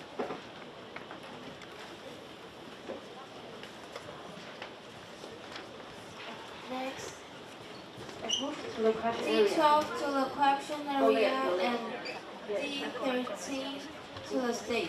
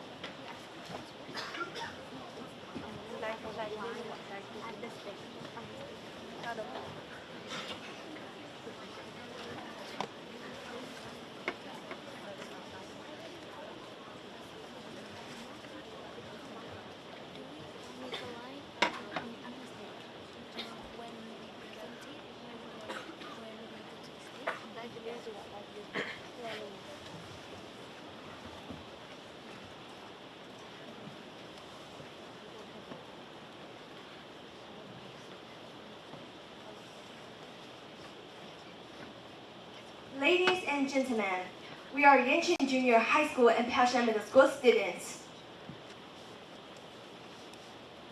Welcome to today's seminar on students' conceptions and actions of net zero emissions. As we face growing environmental challenges, achieving net zero carbon emissions has become a shared goal worldwide. We focus on exploring the current understanding of net zero carbon emissions among middle school students and the actions one can take. With the growing environmental challenges, achieving net zero carbon emission has become a global goal. In this study, we explore junior high school students' understanding of net zero carbon and what actions to take. We aim to understand students' thoughts on net zero carbon, to better inform others about this critical issue and work together toward a sustainable future. We conducted 2 surveys involving 43 students from both schools, 35 from Yancheng and 8 from Poshan. Here are the findings. Initial understanding of net zero carbon emissions. Over 60% believe it means reducing or eliminating carbon dioxide emissions. After teachers' explanations, 31.4% understood the concept of offsetting carbon emissions. Though some students still thought it meant stopping emissions entirely. At present, it is impossible to completely eliminate carbon emissions due to activities like thermal power generation, petrochemical industries, and the use of air conditioning, gasoline vehicles, and airplanes. The first survey revealed 60% of the students believe that net zero carbon emissions simply means zero emissions. While others can relate answers or were unaware of its meaning. It shows a misconception or lack of understanding about net zero emissions. After teachers' explanations and in the second survey, 30% of the students understood it as offsetting emissions, but still 70% misunderstood or thought it means zero emissions. According to United Nations definition of net zero carbon emissions, it doesn't mean zero emissions. Instead, it involves minimizing human-caused greenhouse gas emissions and offsetting the remaining emissions through negative carbon technologies or carbon sinks, such as forests. For personal action, Yancheng and Pulan students have 3 sub-sections: energy use, product choice, and transportation. For transportation choice, 70% of the students have recommend walking, cycling, using public transportation or electric vehicle to reduce emissions. Usually, my parents drive me to school, but today I cycle. It's good exercise and reduce emissions. Second, energy usage. 30% of students mention actions like turning off light and using renewable energy or avoiding air conditioning as effective steps toward net zero. Third, product choices. Suggestions include reducing single-use items, planting trees, opting for e-bills, and cutting down on meat consumption. Exactly, we can reduce the use of disposable items like plastic bags and utensils to show possible actions for everybody. Net zero carbon is not just about reducing emissions. It's also about offsetting emissions through carbon removal, such as reforestation and carbon capture. Everyone can contribute to net zero actions through transportation, energy conservation, and product choices. In South Korea, every Wednesday is designated as the day, and Wednesday is the day when there are no leftovers. Incinerating food waste produces carbon emissions, and this practice might be widespread in your school. Every Wednesday, we earn stickers by finishing all our meals. The class with the most stickers wins a prize. These activities make us understand. First, don't waste food and leave no leftovers when eating. Second, practice protecting the environment in daily life. Third, empathize with the crisis of the Earth's environment and ecosystem. That's a great idea. Not only does it reduce waste, but it also effectively lowers carbon capture. We hope teachers could also encourage students to finish their meals. Additionally, we found one student mentioned the importance of informing others about the perils of net zero carbon. So, advocacy and education are critical for helping more people understand its meaning and take action. This aligns with our findings that many students misunderstand net zero carbon. To promote net zero actions, we need more education to ensure correct understanding and effective execution. Through this exploration, we found first, students' current understanding of net zero carbon was insufficient. So, in-depth education and advocacy are needed to promote awareness. Second, individual actions are all important. Schools can encourage weekly clean play days or carbon-free commute days.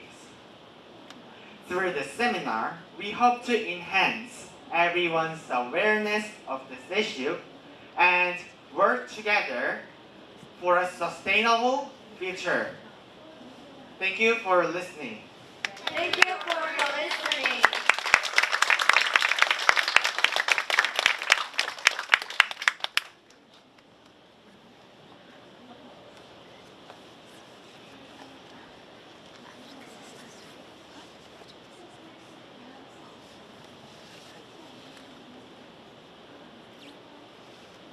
Thank you for your presentation.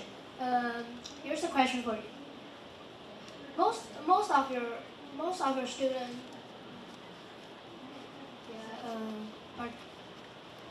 participate.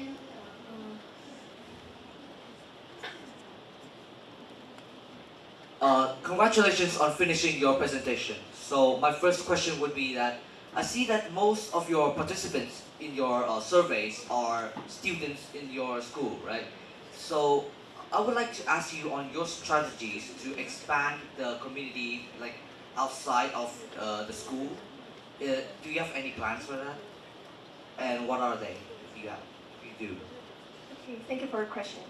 I think we can through like transportation, energy conservation, and product choices. That's all the good ways to achieve the goal of net zero carbon emissions.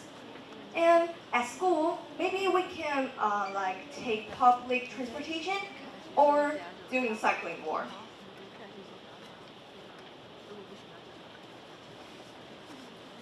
And maybe the school can promote something like the Clean Place Day, like the activity like that. Okay, thank you for your answer, but my plan, what I'm asking here is how do you expand the reach of your actions to people outside of your school, like for example, in your community? Okay. I think that campaigns are very powerful to expand our plan. we can, through the campaign, we can encourage other people to participate in actions that is useful to achieve net zero. And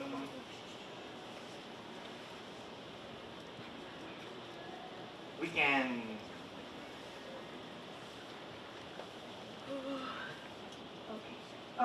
I think maybe we can remember to turn off the lights and using renewable energy more, and don't use air conditioner too much.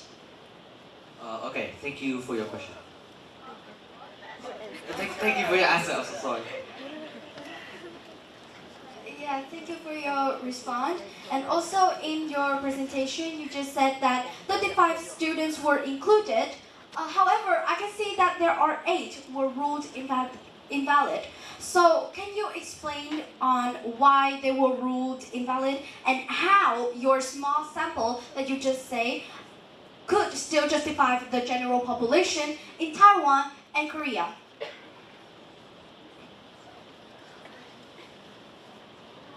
Sorry, could you say it one more? Problem.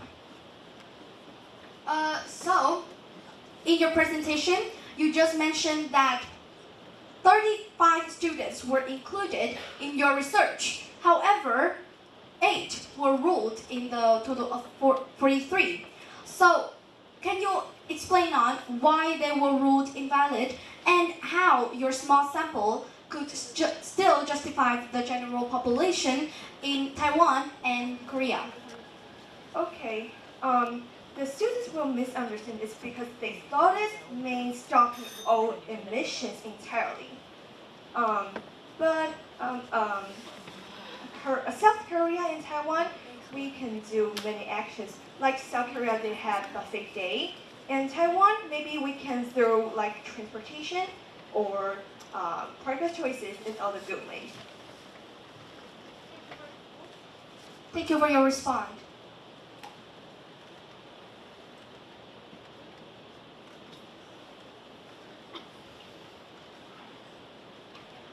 Thank you for your presentation. What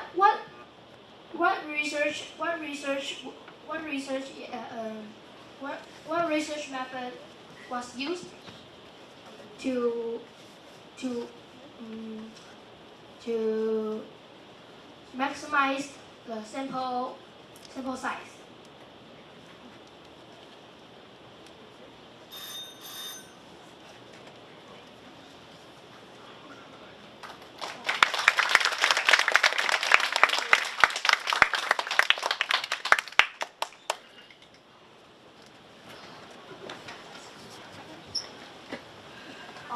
Wait.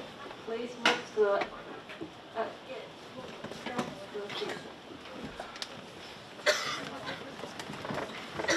Next, D13 to the caption area and D14 to the stage.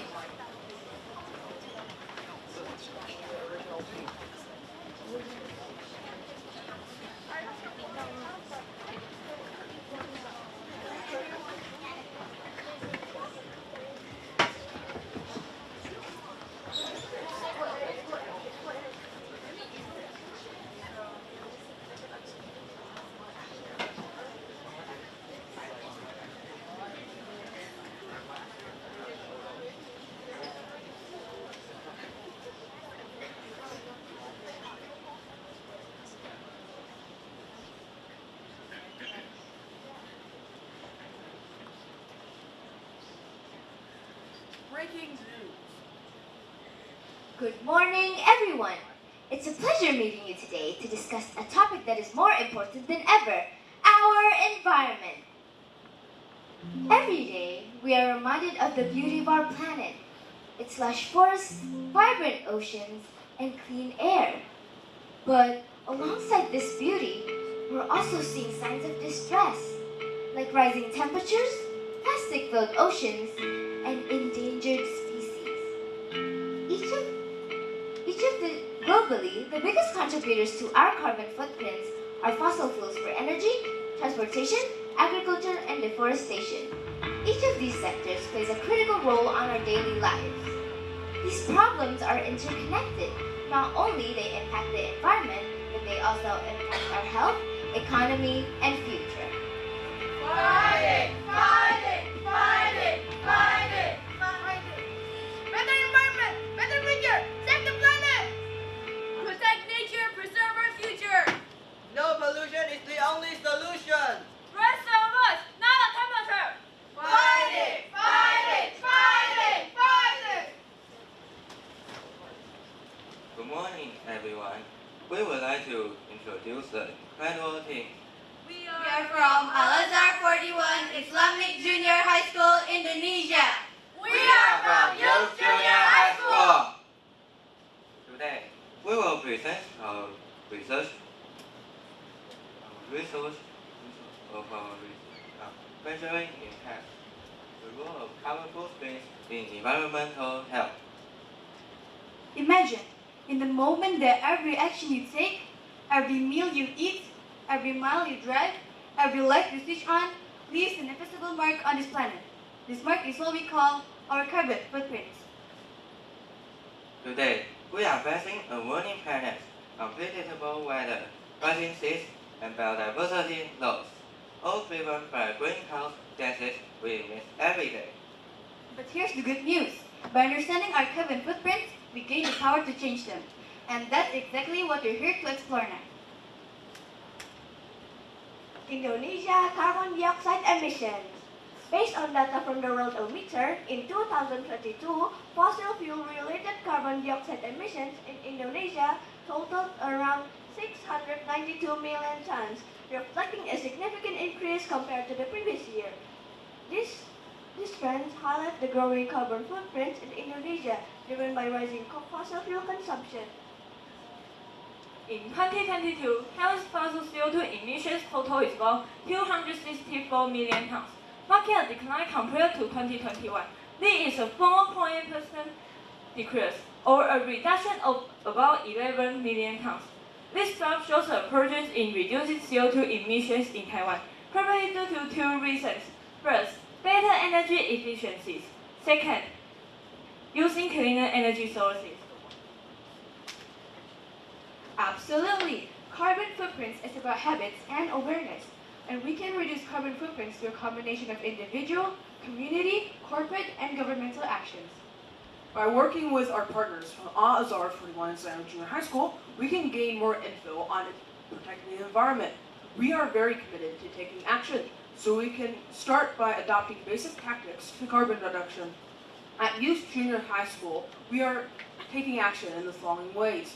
Number 1, developing habits to record and track carbon footprints. Number 2, cutting down on waste. Number 3, implementing recycling efforts. Number 4, encouraging families to eat seasonal ingredients. Number 5, promoting a plastic-free fair for a school anniversary celebration. Reducing carbon footprints requires collective effort and actions at multiple levels.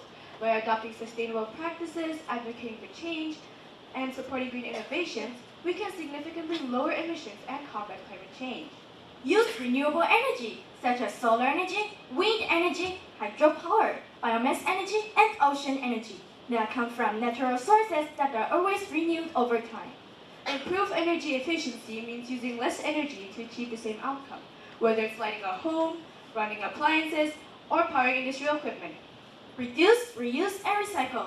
Reduce single-use products, reuse usable containers, and recycling items as much as possible. The 3 Rs encompass 3 advantages. 1. Minimizing waste. 2. Conserving resources. And 3. Reducing pollution. Sustainable transportation refers to modes of transport that have minimal environmental impact, promote energy efficiency, and support societal needs for mobility in an equitable and viable way, such as using public transit, electric vehicles, walking, and cycling.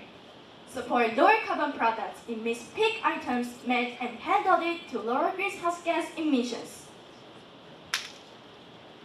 The world is facing an unprecedented challenge, climate change. As carbon emissions continue to rise, the need for green innovations are more important than ever. renewable energy technologies such as solar power, wind power, and hydropower. Energy efficiency measure. Energy efficient building can significantly reduce the carbon emissions. Carbon capture and storage technologies. Carbon capture and storage technologies can offer a way to mitigate the waste of fossil fuel-based industries. Sustainable agriculture and land use practice. Sustainable agriculture and land use practice can help reducing the carbon emissions. Green innovations in Taiwan. There are 3 examples. First, solar panels are installed on the roofs of our school buildings. Second, green buildings are already the trend in public construction. For example, Kaohsiung Make Public Library is a green building. Second, we have an organic mini farm on campus. These are great examples for the younger generation to learn from and follow. We are young and want to live in a sustainable, healthy environment while also having a strong economy for a good life. Green innovation helps balance these needs. The impact we can make. The first one is reduce environmental impact, means taking action to minimize harm to ecosystems, natural resources, and climate caused by human activities. It involves adopting practices and technology that reduce carbon footprint. The second one is save social expenses. It's not only beneficial for our budget, but can have positive environmental impacts. The third one is protect family health. Involves creating a safe, clean, and supportive environment that minimizes risk to physical and mental well-being. Everyone. Everybody can be a change agent. Step lightly, live fast, reduce your carbon footprint. 1, 2, Thank you, everyone. Turn off your TV.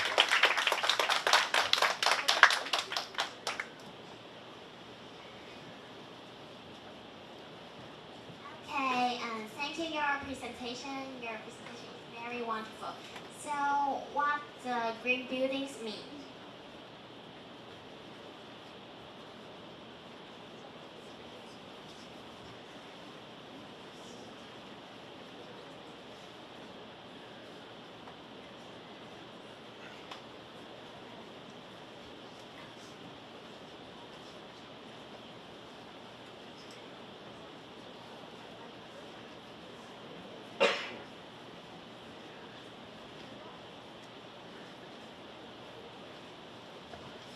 Okay, green buildings means buildings that help to reduce our carbon footprint emissions, such as have a solar panel or like plant-based and like plants in our buildings, so we have a fresh oxygen. Okay, thank you. Okay, thank you for your responses. And I have the second question. What is different ways to do between Indonesia and Taiwan? What can you do, or what actions you can do?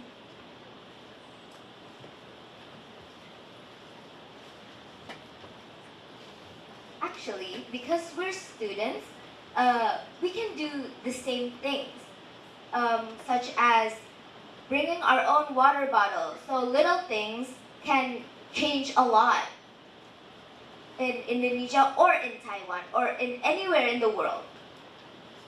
So yeah, that's our answer.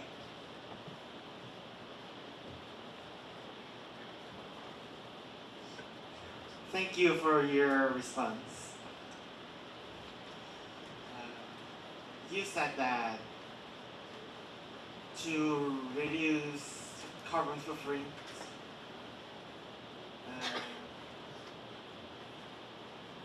individuals and companies and countries' efforts are needed, right? Okay. Could you tell me how the company do for reducing carbon footprint?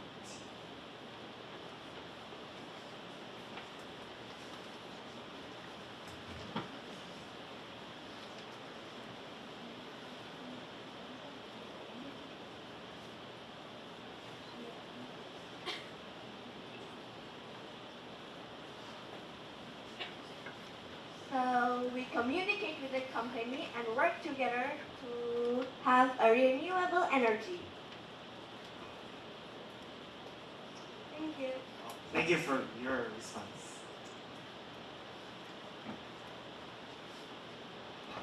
Okay, thank you for your answer. And last question is, what is your key conclusion from this seminar? Can you repeat that? Okay, what is your key conclusion from the seminar?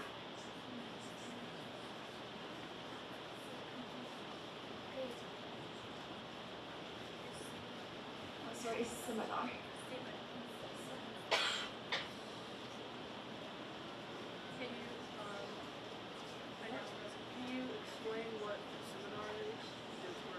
Seminar means just this title, just net zero carbon emission, this title.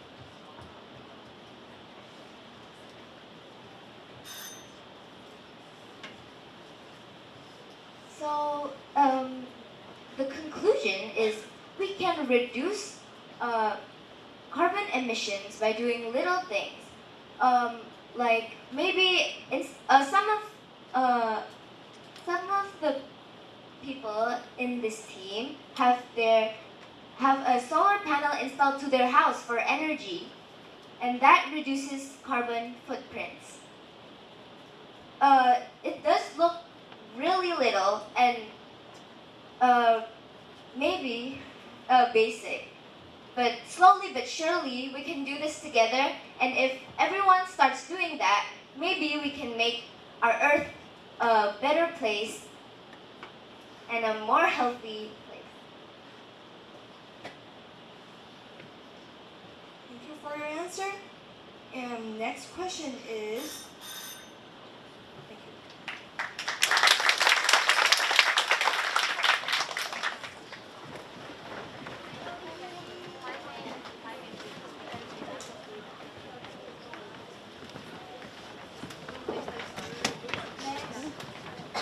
D14 to the collection area and D15 to the stage.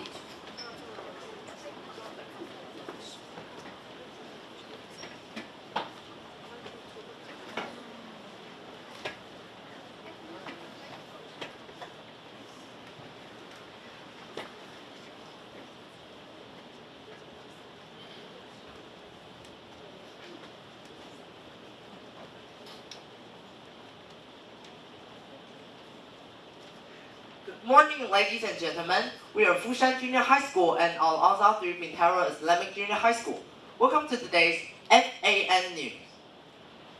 Today's headline, Driving Towards Net Zero, a Sustainable Path for the Future, discussing how to lead a net zero green life sustainably. Now think about it. What we do is always friendly to our Earth. Carbon emissions from transportation as a result of technological advances are having a significant impact. Nowadays, air pollution is making the Earth worse and worse. Officials report carbon dioxide concentration in 2021 to be the highest so far, and global temperatures have risen by 1.1 degrees Celsius. I'm curious how carbon emissions from transportation affect the net zero life in Taiwan and Indonesia. Let's pass the baton to our reporters. We are today's reporters. Let's ask the public thought about the problems that people are facing now. According to the charts, Taiwanese people don't feel up to take public transportation. The percentage of deaths is much lower than other countries. Besides, we made a Google survey whose questioners are Kaohsiung students and found that half of them use their own transport, even on a short distance ride. In that case, more and more carbon emissions from private vehicles increase and cause damage to the environment too. And Indonesia's transportation system faces major challenges. Over 90% of our households own private vehicles, while public transport remains underused, despite initiatives like Transjakarta and the MRT. In 2023, only 4 million people, or 12.25% of Jakarta's population, use public transport. This causes congestion, pollution, and high emissions in cities like Jakarta and Surabaya. This dependency on private vehicles also highlights the urgent need for change. The challenge is clear. How do we gradually reduce the usage of fossil fuel in transportation? Okay, that's a really good question. Thanks for your response. What about you? Big cities in Taiwan have traffic problems because most of the people own cars. In Taiwan, we often see traffic jams on holidays and even on workdays. Not only driving causes air pollution, but also idling. Idling means a car driving at slow speed, normally seen when people are finding parking lots or when they're in traffic jam. Driving normally causes 5.75 tons of carbon emissions, plus idling equals 7.15 tons. It takes 1 hectare of forest a year to clear up.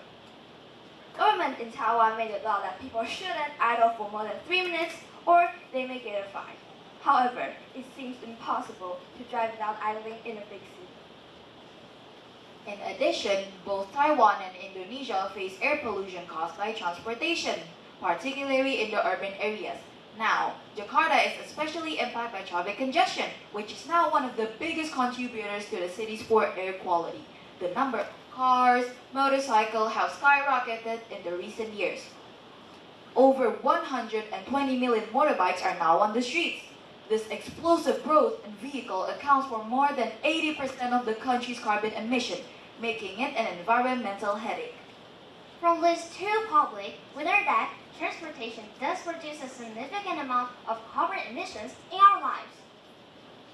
Now, we have asked the expert to solve the problems and tell us more about an innovative app which can save the environment. Let's welcome the expert to tell us more.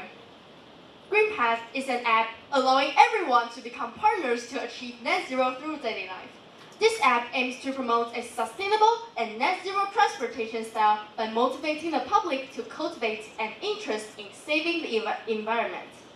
To reduce carbon emissions and pollutions by replacing private transportation with environmentally friendly transport, GreenPath encourages sustainable habits through a reward system. Users earn carbon points by taking public transport, biking, or walking, turning daily actions into meaningful contributions to save our Earth. For instance, 1 kilometer of bus ride earns points based on emission safe compared to driving. This app can also track user steps throughout the day, and the points can be redeemed for free transit rides, discounts on eco-friendly products, tree planting, and local travel vouchers. By promoting a sustainable choices and rewarding eco-friendly actions, GreenPath uses technology, community support, and environmental restoration to create a greener future. What a great app that I've ever known. However, how can we solve the problems of idling? Is it just a normal app that can only accumulate carbon points? Let's welcome the expert to tell us more. As for car drivers, our app, GreenPath, can not only decrease carbon emissions, but also help save money. Think about it. How much time do you spend looking for a parking space? When struggles upon your car, GreenPath can help you. It can show you how many parking spaces are nearby you. It cut down much time and carbon emissions from idling. In addition, GreenPath also has a warning system using Bluetooth to contact your car. When stopped at a traffic light, if your tailpipe becomes many carbon emissions, it will turn the engine to low fuel consumption mode by automatic. You can save your energy and also money for gas. What's more, GreenPath offers a solution designed to minimize carbon emissions. Features like traffic optimized navigation help reduce travel time and lower fuel costs. For example, when you are in a traffic jam, GreenPath can detect a road with fewer cars, allowing you to choose the fastest one, avoiding the fuel waste because of the traffic jam. GreenPath aims to support initiatives that promote sustainable practice and enhance ecological resilience on a global scale. Since technology keeps progressing, we could use it as a way to welcome all around us to join Net Zero Life with our GreenPath app. To make more people realize the importance of achieving Net Zero Life, we created a broadcast channel called GreenPath Lunchbox. In schools, students usually listen to the broadcast when they're having lunch. Through this, we can advertise our app more quickly. Moreover, promoting it with the radio is also a good way. People may enjoy the broadcast when they're driving. That's how they will get the information about the best app, GreenPath. All of us hope that this app can help people to reduce the carbon emissions in their daily lives more efficiently and conveniently. GreenPath is like a secretary. It can remind you the importances of net zero all the time and lead you to a sustainable future. Maintaining the environment is our responsibility. Let's strive to the net zero green path. With our efforts, we can achieve a net zero life, and the sky will no longer be gray in the future. This is FAA News for this Friday. Thank you.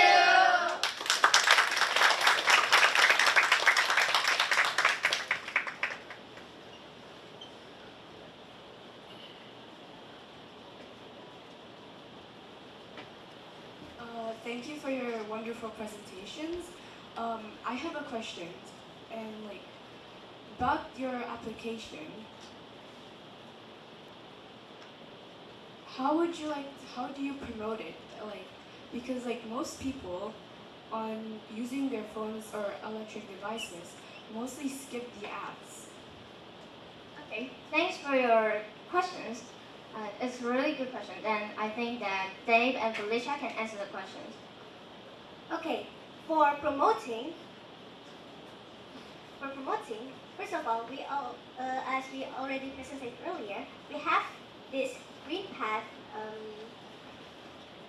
Green Path Flash Box with broadcast with the radio, and the radio not only shows or tell about the Green Path app, they also put on some songs so that the student will also listen to the not only the Green Path app but also about the songs.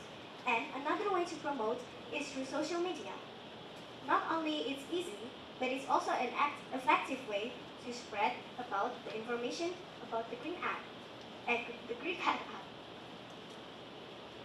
app. As already mentioned by Felicia over here, she mentioned that it will be spread with the podcast. The podcast will be talking about cases and problems all around the world, and the podcast there will be shared, also talk about the application, and the application will be spread through social media, radios, and will be put up in poster with QR codes on it. Moreover, we can post a QR code on the gate of the school, and when the parents is picking their children up, they can see, oh, there's an app that can help me to save money and save the environment. That's all. Thank you. Thank you for your response, but how do you make people get interested to it? Most people eventually skip the ads or didn't care of it. Well, thanks for your wonderful question. And I think everyone wants to save their money, right? So when they see the poster, they'll think, oh, the money for the gas will be extremely expensive, but this app can help me to save the money and also save the environment. And also our app have the reward system for people to get benefits from doing these eco-friendly actions. So maybe they will like to do these actions because they want to get the benefits. One of it is the local travel voucher. It gave the users free transit ride to get to the place, and also vouchers for them to exchange for free gift, free food, and also discounts on local restaurants. The reason why the local restaurant is eco-friendly is because it can shorten the transit of the food. Like she said, Green Path has a reward system, and usually it doesn't just benefit the environment, it also benefits you. And usually people would want something that benefits themselves, right? So if this app can also benefit the people using it, they would be more interested in that, and they would publish it more maybe, and more people would be interested, and they would get influence, and a lot of people would be using this app. Thank you. What's also really interesting about the app is the app also have this feature where basically each month you will get an emission wrap. Basically, it will tell you how much emission you have released, and how much emission you have reduced over the month. And there will also be shown in the app of what you can do to reduce more emission that you have released into the air. Thank you. Okay, thank you for your answer, but I have another question.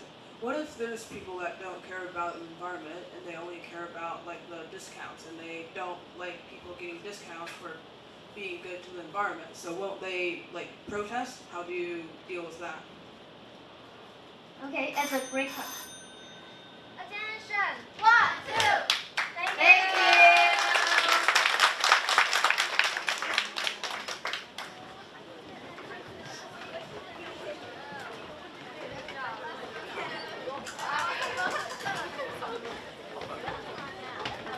好，那本场次的发表就到这边就告一段落。Thank you for your presentation。那我们请一样从前门离开。那东西物品请记得带走，谢谢。来，请先回主队室，好，请先回主队室。